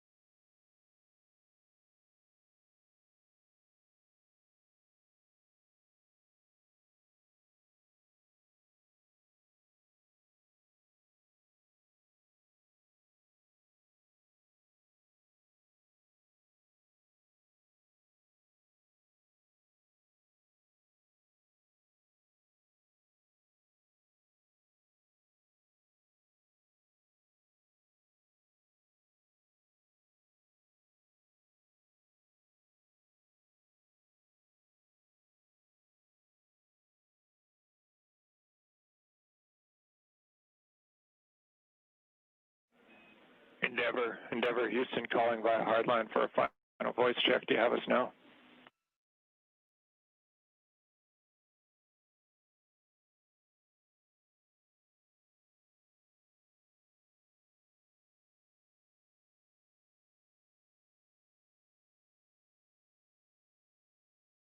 Houston, Dragon on the big loop, that was an improvement, but it's still completely unreadable.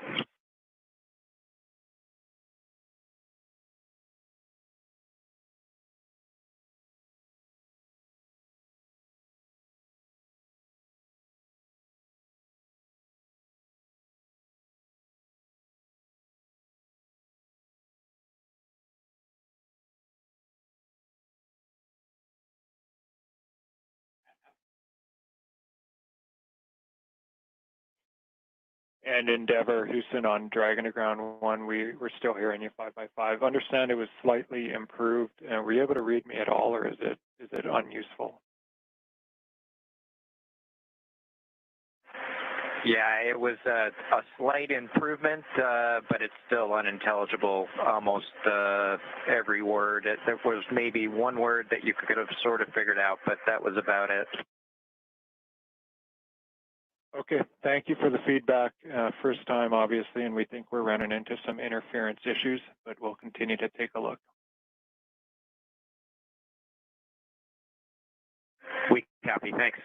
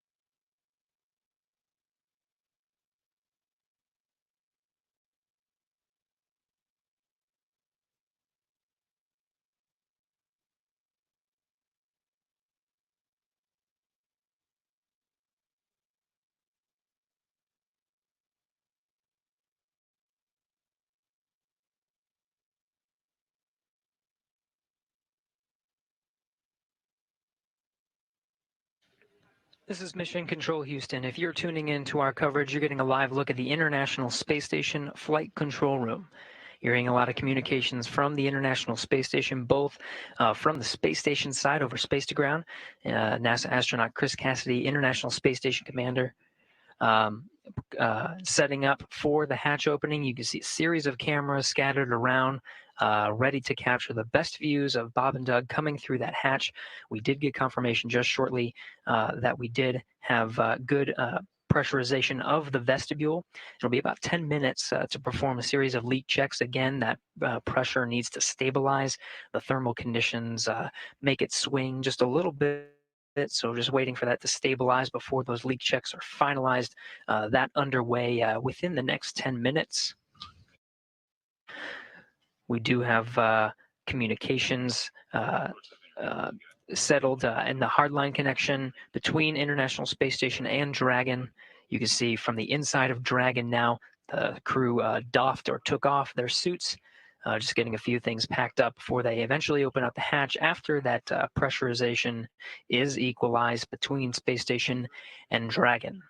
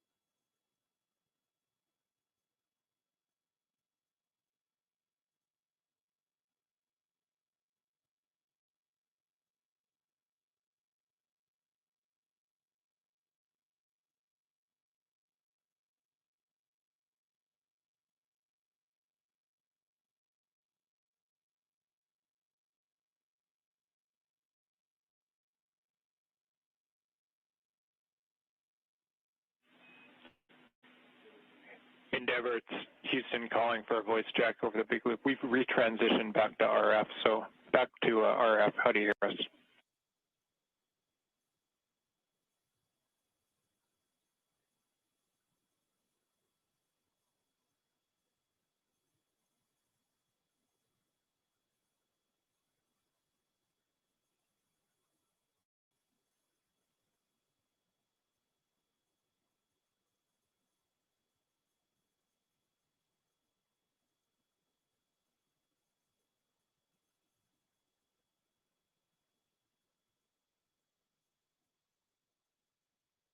Houston Dragon on the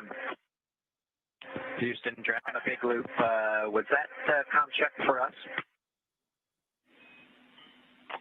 Yeah, affirmative, Endeavor. It's Houston. We transitioned back to RF because we still had the interference over hardline. So we're back on RF now and just want to make sure we had you. We've got you loud and clear on RF. Loud and clear as well. We're just going to leave it here for now. Thank you.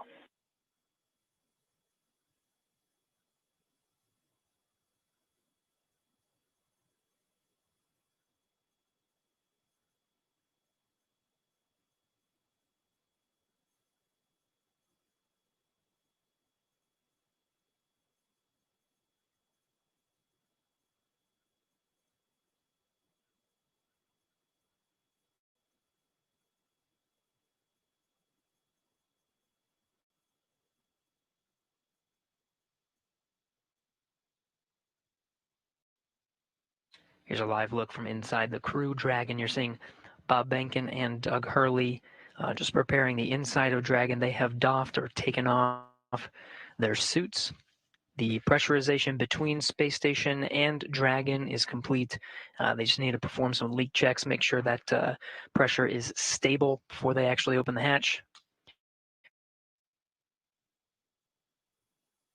Teams working together on the ground, International Space Station Flight Control Room and the Flight Control Room in Hawthorne to get that big loop communication configured so everyone can hear each other through this process, figured out a workaround using RF connection.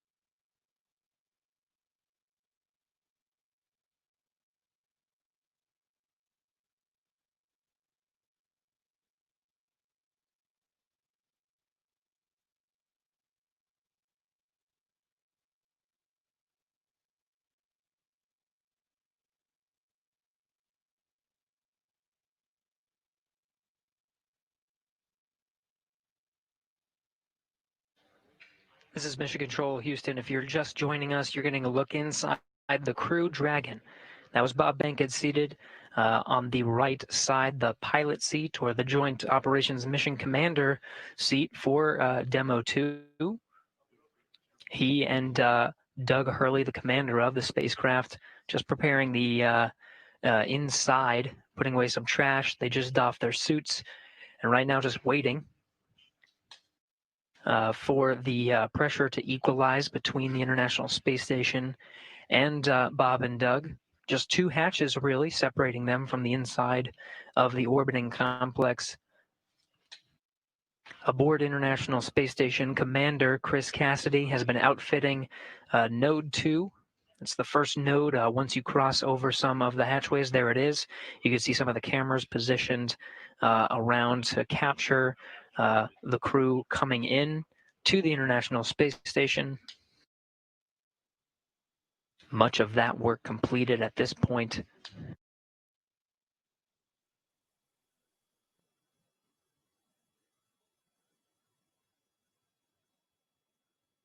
Really, at this point, just waiting for good leak checks between Station and Dragon.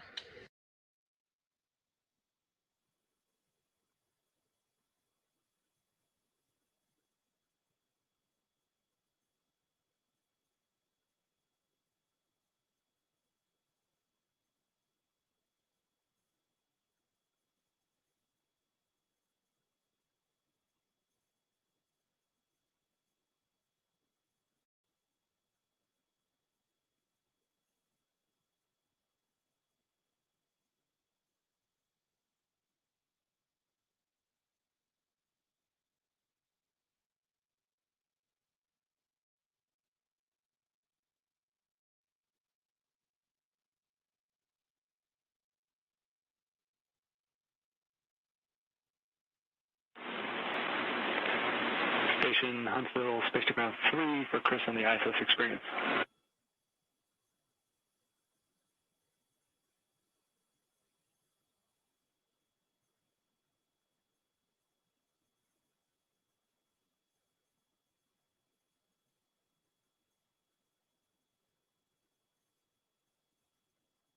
Right on 3.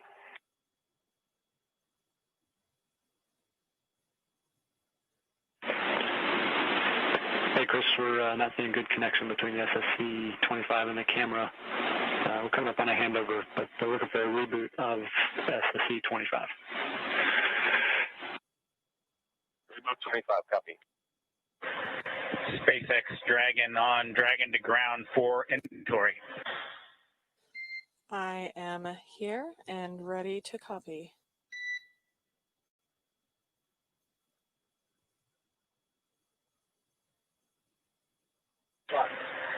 Okay, Anna, we'll start with location 9 from bag 203.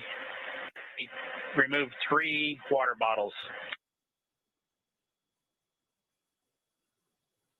Copy. 3 bottles removed from bag 203. Good readback from location 10. We removed bottles from each of bag 207, 20, so 6 water bottles in total. And Dragon SpaceX, you were pretty broken on that call, but I think I copied 3 bottles from each bag 207 and 208. Is that correct?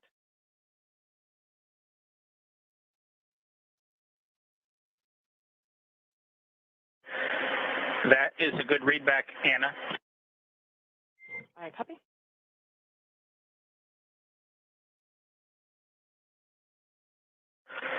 Okay. For location 11, 1 dinner from bag 317, 1 breakfast from bag 315, and 1 lunch from bag 316. There are several. I copy 1 dinner from 317, 1 breakfast from 315, and 1 lunch from 316. Folks are interested, but they're all everything that was taken has been sent down. That's a good readback. And location 12, one dinner from bag 321, one breakfast from bag 319, and one lunch from bag 320. I copy one dinner from 321, one breakfast from 319, one lunch from 310. And am I correct to conclude all of this includes your consumption from the lunch that you just completed?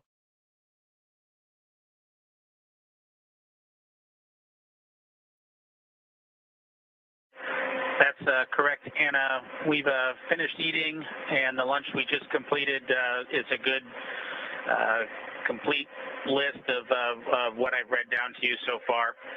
The only thing we have remaining is the flush of the waste system here, and we'll do that with a water bottle and report when we do that a little bit later. Copy. That sounds like a perfect plan. Thank you so much.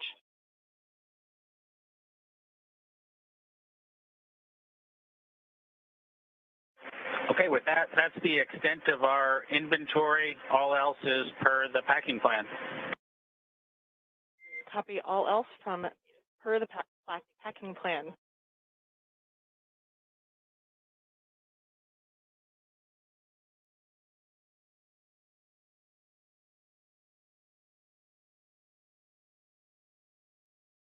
This is Mission Control Houston. You've seen Chris Cassidy, International Space Station Commander, do much of the setup, but he does have two crew members on board, both Russian cosmonauts. Next to him right now is Ivan Wagner,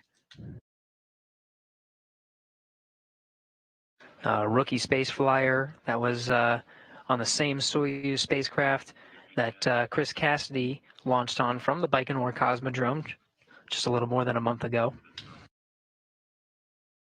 Also on board is Russian cosmonaut Anatoly Ivanishin.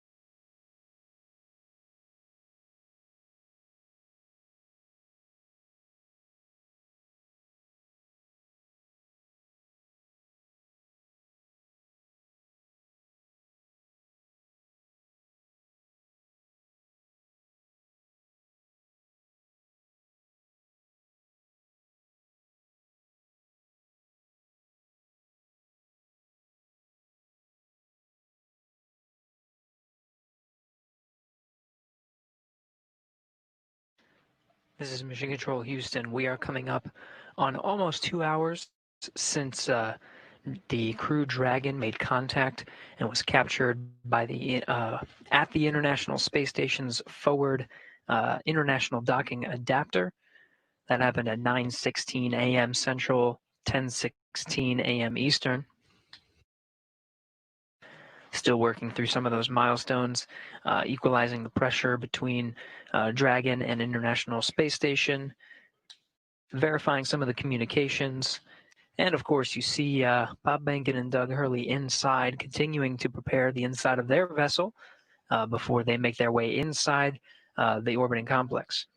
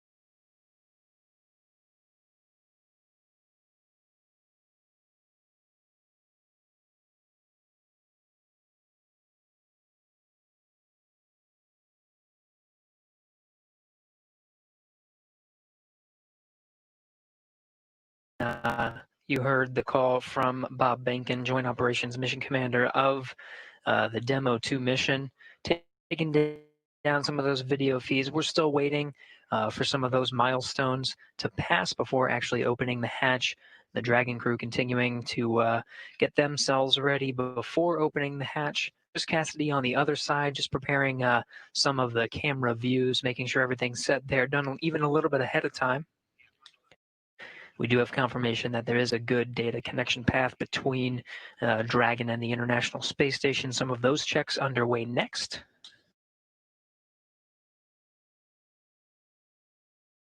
Coming up on 2 hours since docking at 9:16 a.m. Central, 10:16 a.m. Eastern.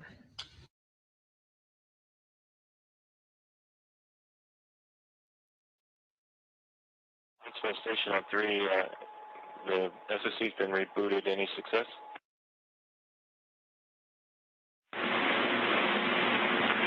Hey Chris, we see good connection between the SSC and the camera, and we're just performing the calibration now. We'll start recording shortly. Thanks for your help. Yeah, no problem. Happy to help. Dragon SpaceX, we have gone exterior with the cameras.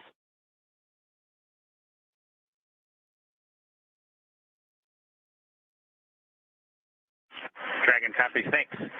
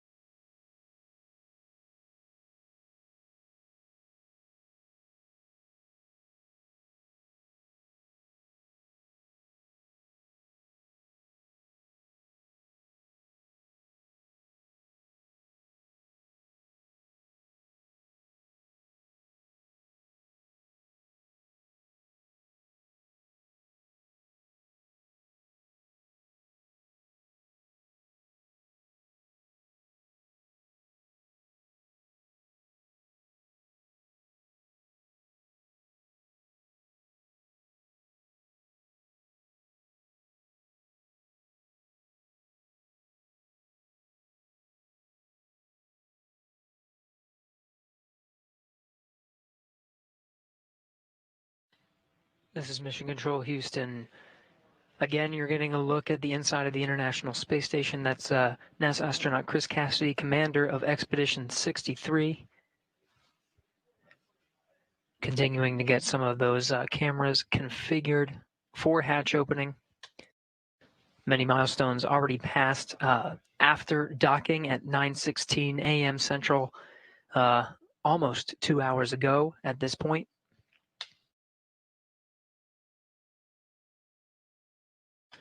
At the time of docking, the International Space Station was on Russian thrusters. After contact and capture, was moved over to control moment gyro, stabilization and attitude control. Now back to its standard configuration of thrusters and control moment gyros. After an umbilical connecting Dragon to the International Space Station was established, we did get confirmation of good power flowing from the International Space Station to Dragon. Dragon now relying on station power. We did get confirmation of good data transmission. And of course, the teams here on the ground, both here in Houston and in Hawthorne, troubleshooting some of the communication to make sure that is ready to go prior to hatch opening.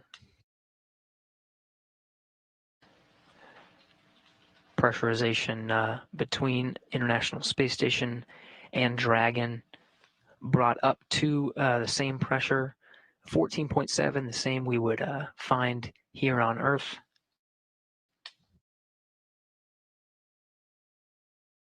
Leak checks are to confirm the pressure is stabilized between the two vehicles. You see the hatch just on the other side of Chris Cassidy there. That's the hatch to the pressurized mating adapter. There's two more hatches once you go down that hatchway. One is to the international docking adapter, and the other is the hatch of Dragon itself.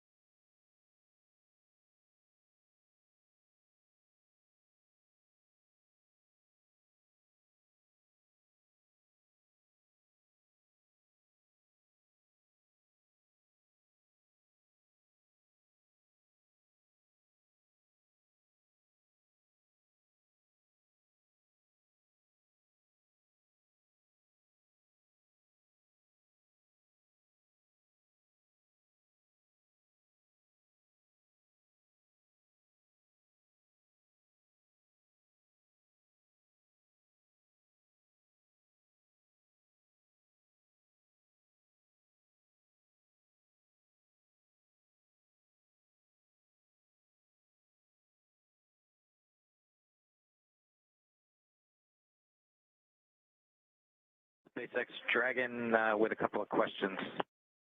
I am here and ready to copy. Hey, Anna. We show about an hour and 11 minutes since we started drying the suits, just to let you know that. And then the other thing is we can put 4.400 section 2 in work if you think we have some time before we get the hatch open. We copy. You are go to stop drying your suits and turn off that suit fan at this time. Let me get you words on that waste system flush. Okay. We'll shut the suit fan off now.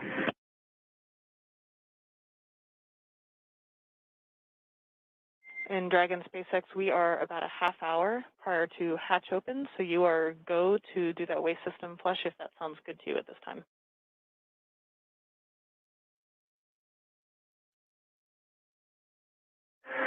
Okay, we may give it a few minutes. If it's going to be 30 minutes until hatch opening, we may want to use it just one more time. So yeah, we may hold off for another 10 minutes or so, but let us know if anything changes. Otherwise, we'll do it then. Totally reasonable. Sounds like a good plan. Thanks. And Dragon, Houston on Dragon 2 ground. We're still working comm issues. We're going to take down the big loop now. We'll maintain you on Dragon to ground. We'll call you when we have hardline back. Stand by 1 second. Chris. Dragon copies, Houston. Thanks. Go ahead, Chris. Sorry, we're talking to Dragon. Yeah, no problem. Hey, I'm just looking ahead at the PAO event, and I know it says video through the node 2 and space to ground 2 up and down. It would only take me about 1 minute to change back over to the encoder and go do comm the normal way that we do PAO events, if that's something that's preferred. It really is super fast, and I can get you that way in that config real quick if you need it. Later. Copy, Chris. Yeah, copy. Thanks for that. We'll offer it up, and I'll let you know if we want to go that way. Copy. Obviously not urgent or important, just throwing it out there.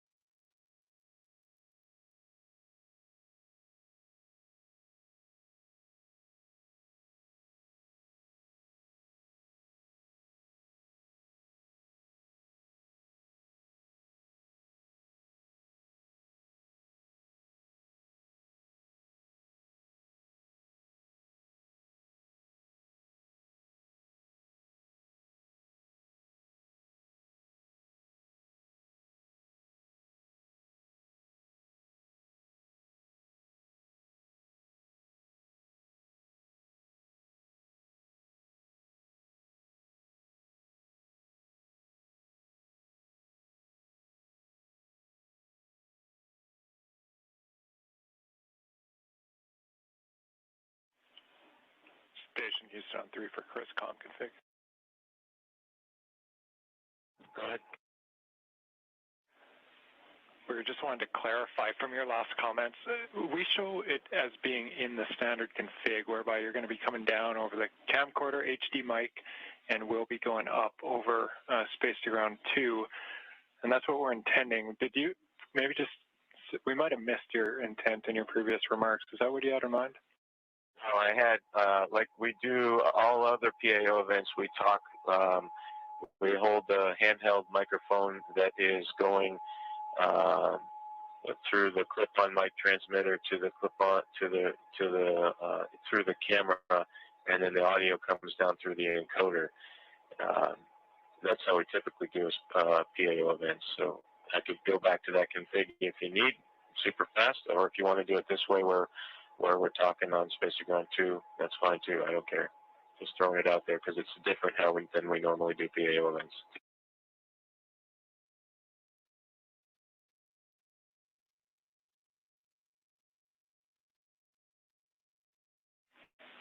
Semi.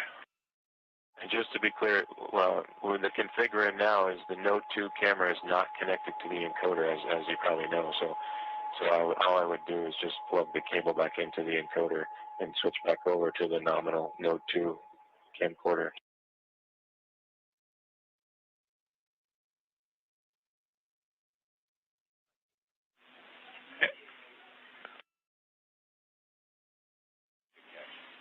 And Chris, that is clear. The camera needs to be plugged into the encoder.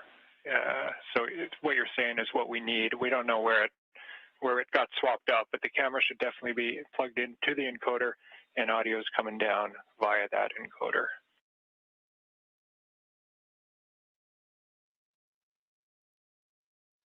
Okay, so yeah, we'll just use it on the. I guess what I was thinking is going back to one without a battery and not be dependent on the battery, and going back over to the nominal cable, which includes power. I just get a little leery about relying on these batteries. Copy. We have Photo TV online, so we're talking to them on the phone right now. Stand by one.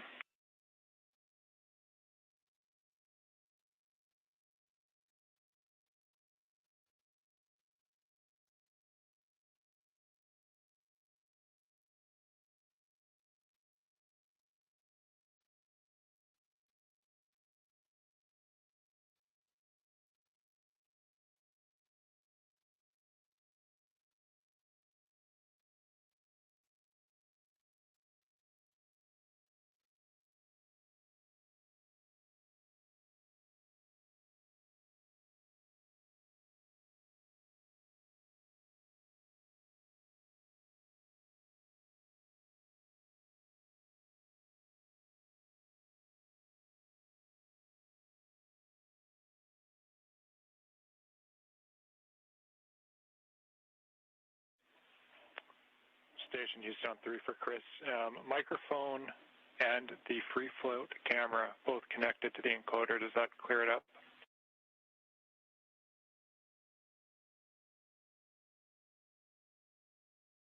Okay, copy all. You want the free float camera, and we'll use the handheld microphone through the ATU. Copy all. No problem. I think I'm not communicating. No pun intended.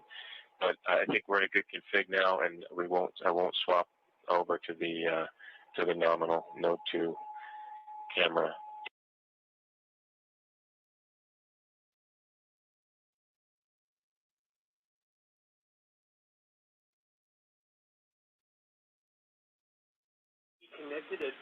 Down by Chris.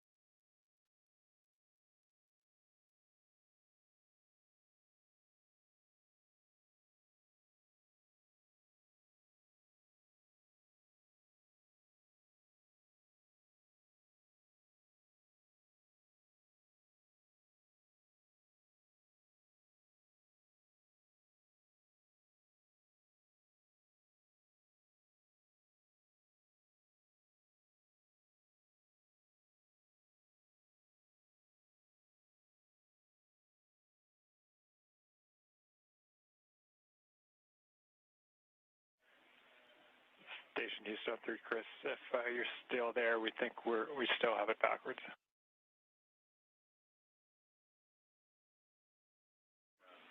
So I see you look. Yeah, I see in the video now. So we still have PAO on the line. Sorry for the confusion, but I think this much is clear. This morning, we moved cameras, we swapped the cameras that were connected to the encoder. What we want now, we're getting video from the free float camera through the encoder, so that's good. We're seeing it right now. What we need, just relaying here, is your lapel mic. That has to go through that new free float camera, so that your mic connects to the free float camera, and then that audio comes down through the encoder. Does that make sense? That's the config it's in right now, and that's all perfect. The only benefit, I guess, I didn't initially make it clear is if I switch back to the normal cable and the normal camera, we're not dependent on a battery power on the camera. I just am worried that throughout this whole event, we're gonna that all of a sudden the battery's gonna go out. I go back to the normal. SpaceX Dragon on Dragon to ground. Report complete with 4.012. Benefit to this free float camera I'll be is complete with take 4.012. it all the way into the Dragon, which I don't think we could do with the other cable. So what my thought was, after we do all of the ingress stuff and we switch gears to the PAO ceremony where we're standing right in front of the hatch, we could have actual power to the camera. But it's really no big deal. What I'll do is I have got a couple batteries on standby, and I'll just make sure there's a fresh battery right before we start that PAO event. Okay, Chris, sorry it took so long, but I'm 100% with you and copy 100% on the battery concern. The word we're getting here is we would like to run it in the config that it's in right now. We copy all on the battery config. Great idea to have a few spares nearby, but we think it's going to last throughout the whole event. Okay, copy all.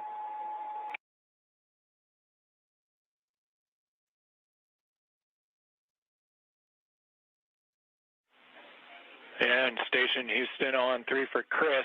With that out of the way, you have a go when able for your 1615 activity. 1615, that's your go for steps 3 and 4 in 2.102 Crew Dragon ISS arrival. Okay, 1615 activity, inward.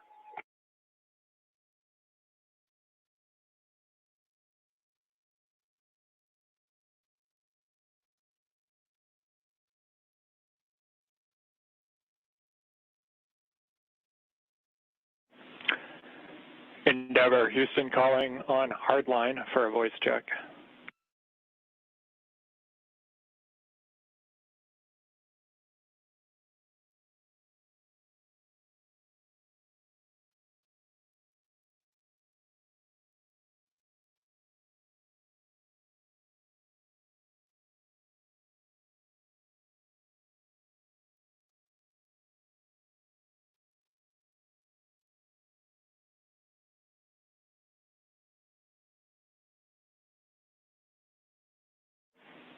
Endeavor, Houston calling via hardline for a voice check.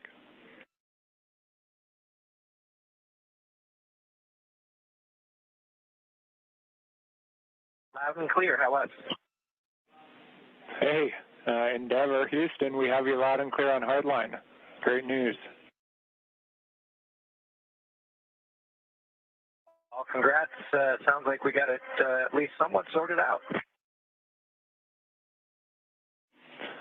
Affirmative, concur. We think we might have found it interference between C2V2 and the hardline system, but we're going to keep it here for now and proceed down the timeline. Never copies.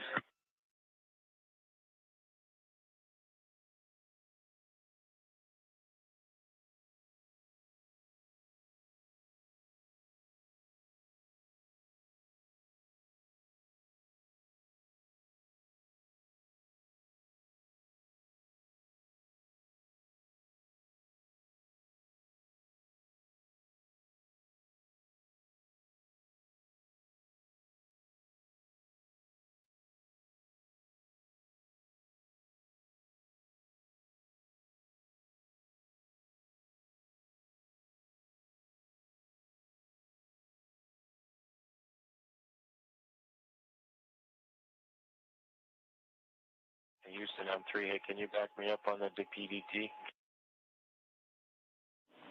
Will do, we're checking.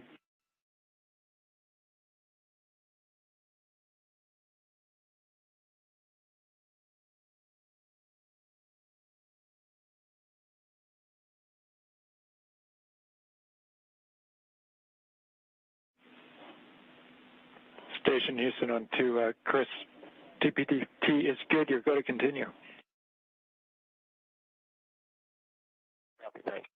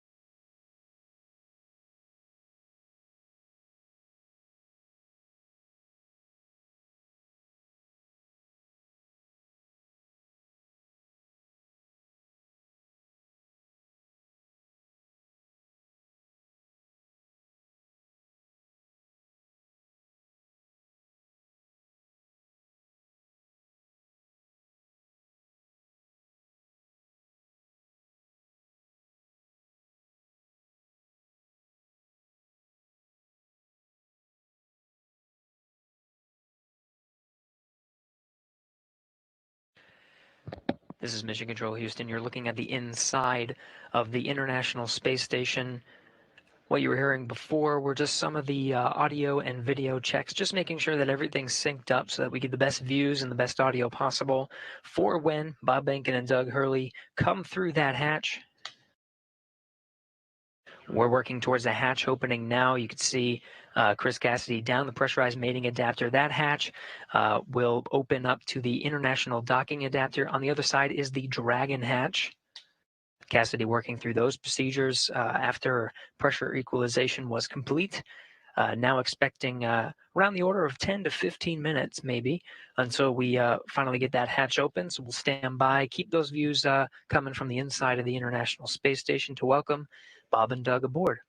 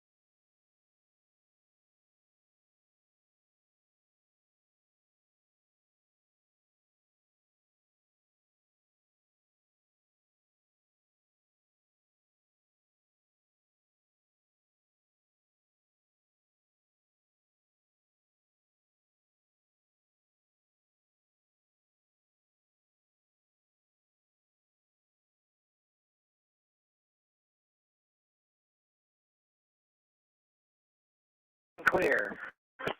Okay. Citizen, turn to north assistant.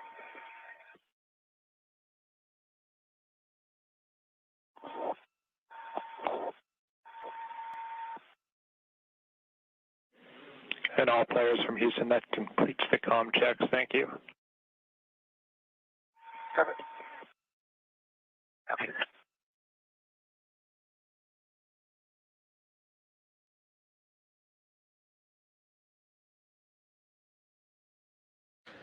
This is Mission Control Houston. Those comm checks within the International Space Station between the Dragon crew, Chris Cassidy, and on the other side of the International Space Station, the Russian segment, Russian cosmonaut Anatoly Ivanishin completing those voice checks.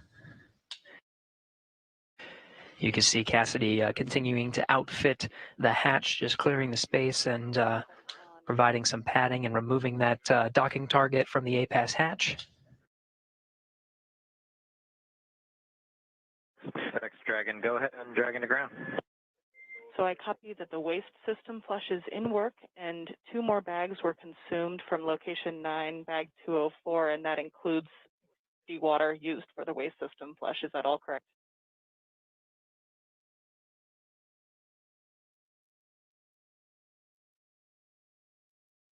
From bag 204, one of which Bob is in the process of consuming, and the other will be for the waste flush. That is correct. Perfect. Thanks for clarifying. And secondly, do we have your permission to come back on board with the video? Negative. We're going to need about 2 minutes. We're just wrapping up ops here right now. Copy. 2 more minutes. We will await your confirmation.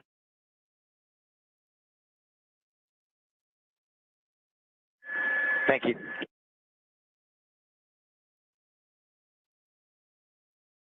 Still getting views from the infrared camera that's located right at the center of the Dragon hatch, looking at Chris Cassidy, International Space Station Commander, outfitting that hatch, getting ready for Bob and Doug to arrive. You're hearing communications over Dragon to ground. That was Bob Behnken and Doug Hurley on the other side of that hatch, inside the crew Dragon vehicle, finishing up their operations on the inside for that hatch opening, expected in about 10 to 15 minutes.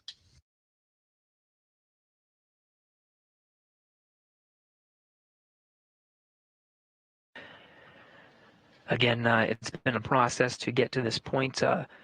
Just about 2.5 hours ago, docking to the International Space Station was Bob Behnken and Doug Hurley aboard the first commercial American vehicle to dock to the International Space Station with crew aboard.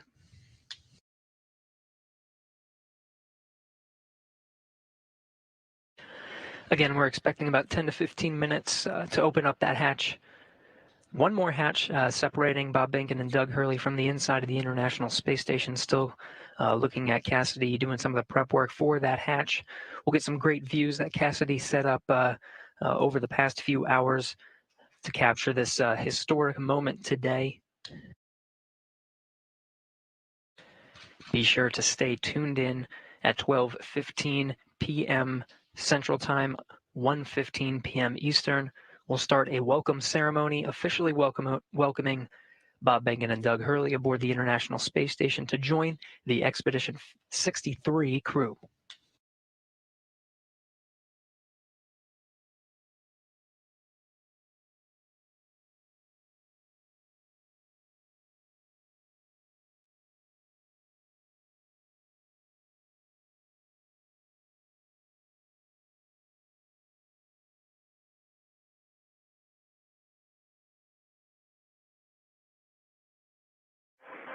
SpaceX Dragon on Dragon to ground. Go ahead.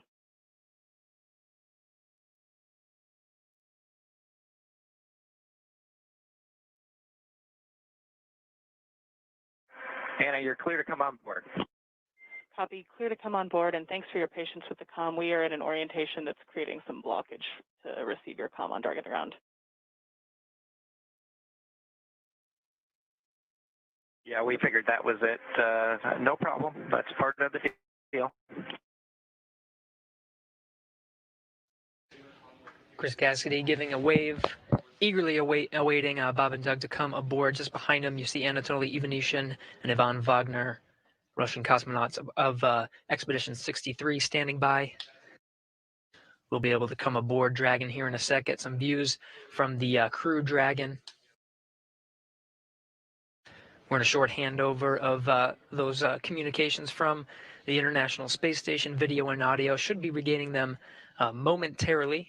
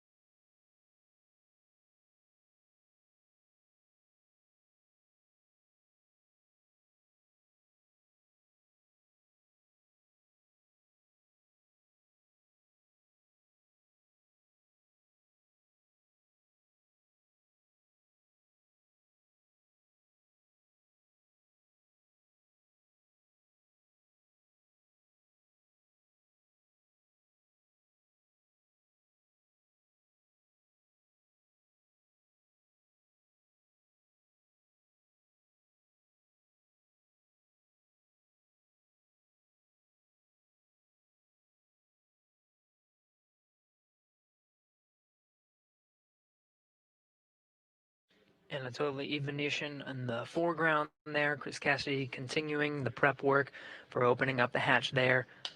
Again, the pressurized mating adapter hatch you see there in the foreground is open. The APAS hatch to the International Docking Adapter is open. Just one more, and that's the hatch of Dragon, the Crew Dragon vehicle.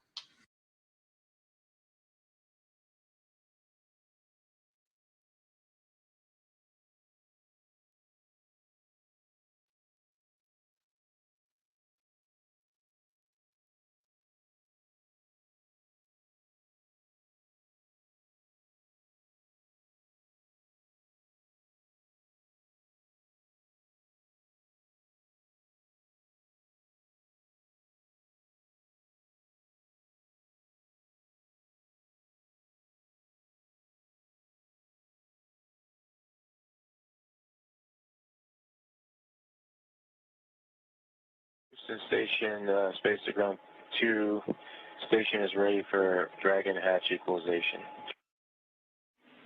Station Houston copies. Dragon call ready when you're able.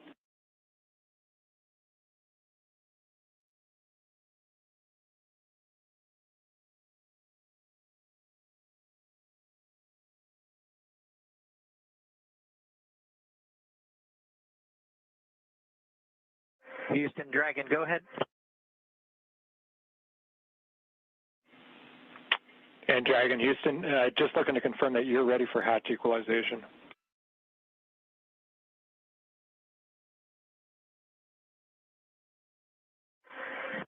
We are ready as long as Spacex is ready.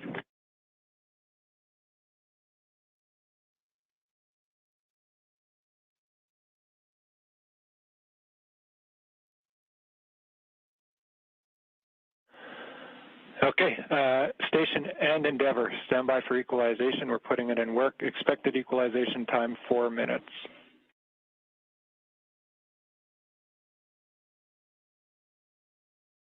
Station copies. Endeavour copies.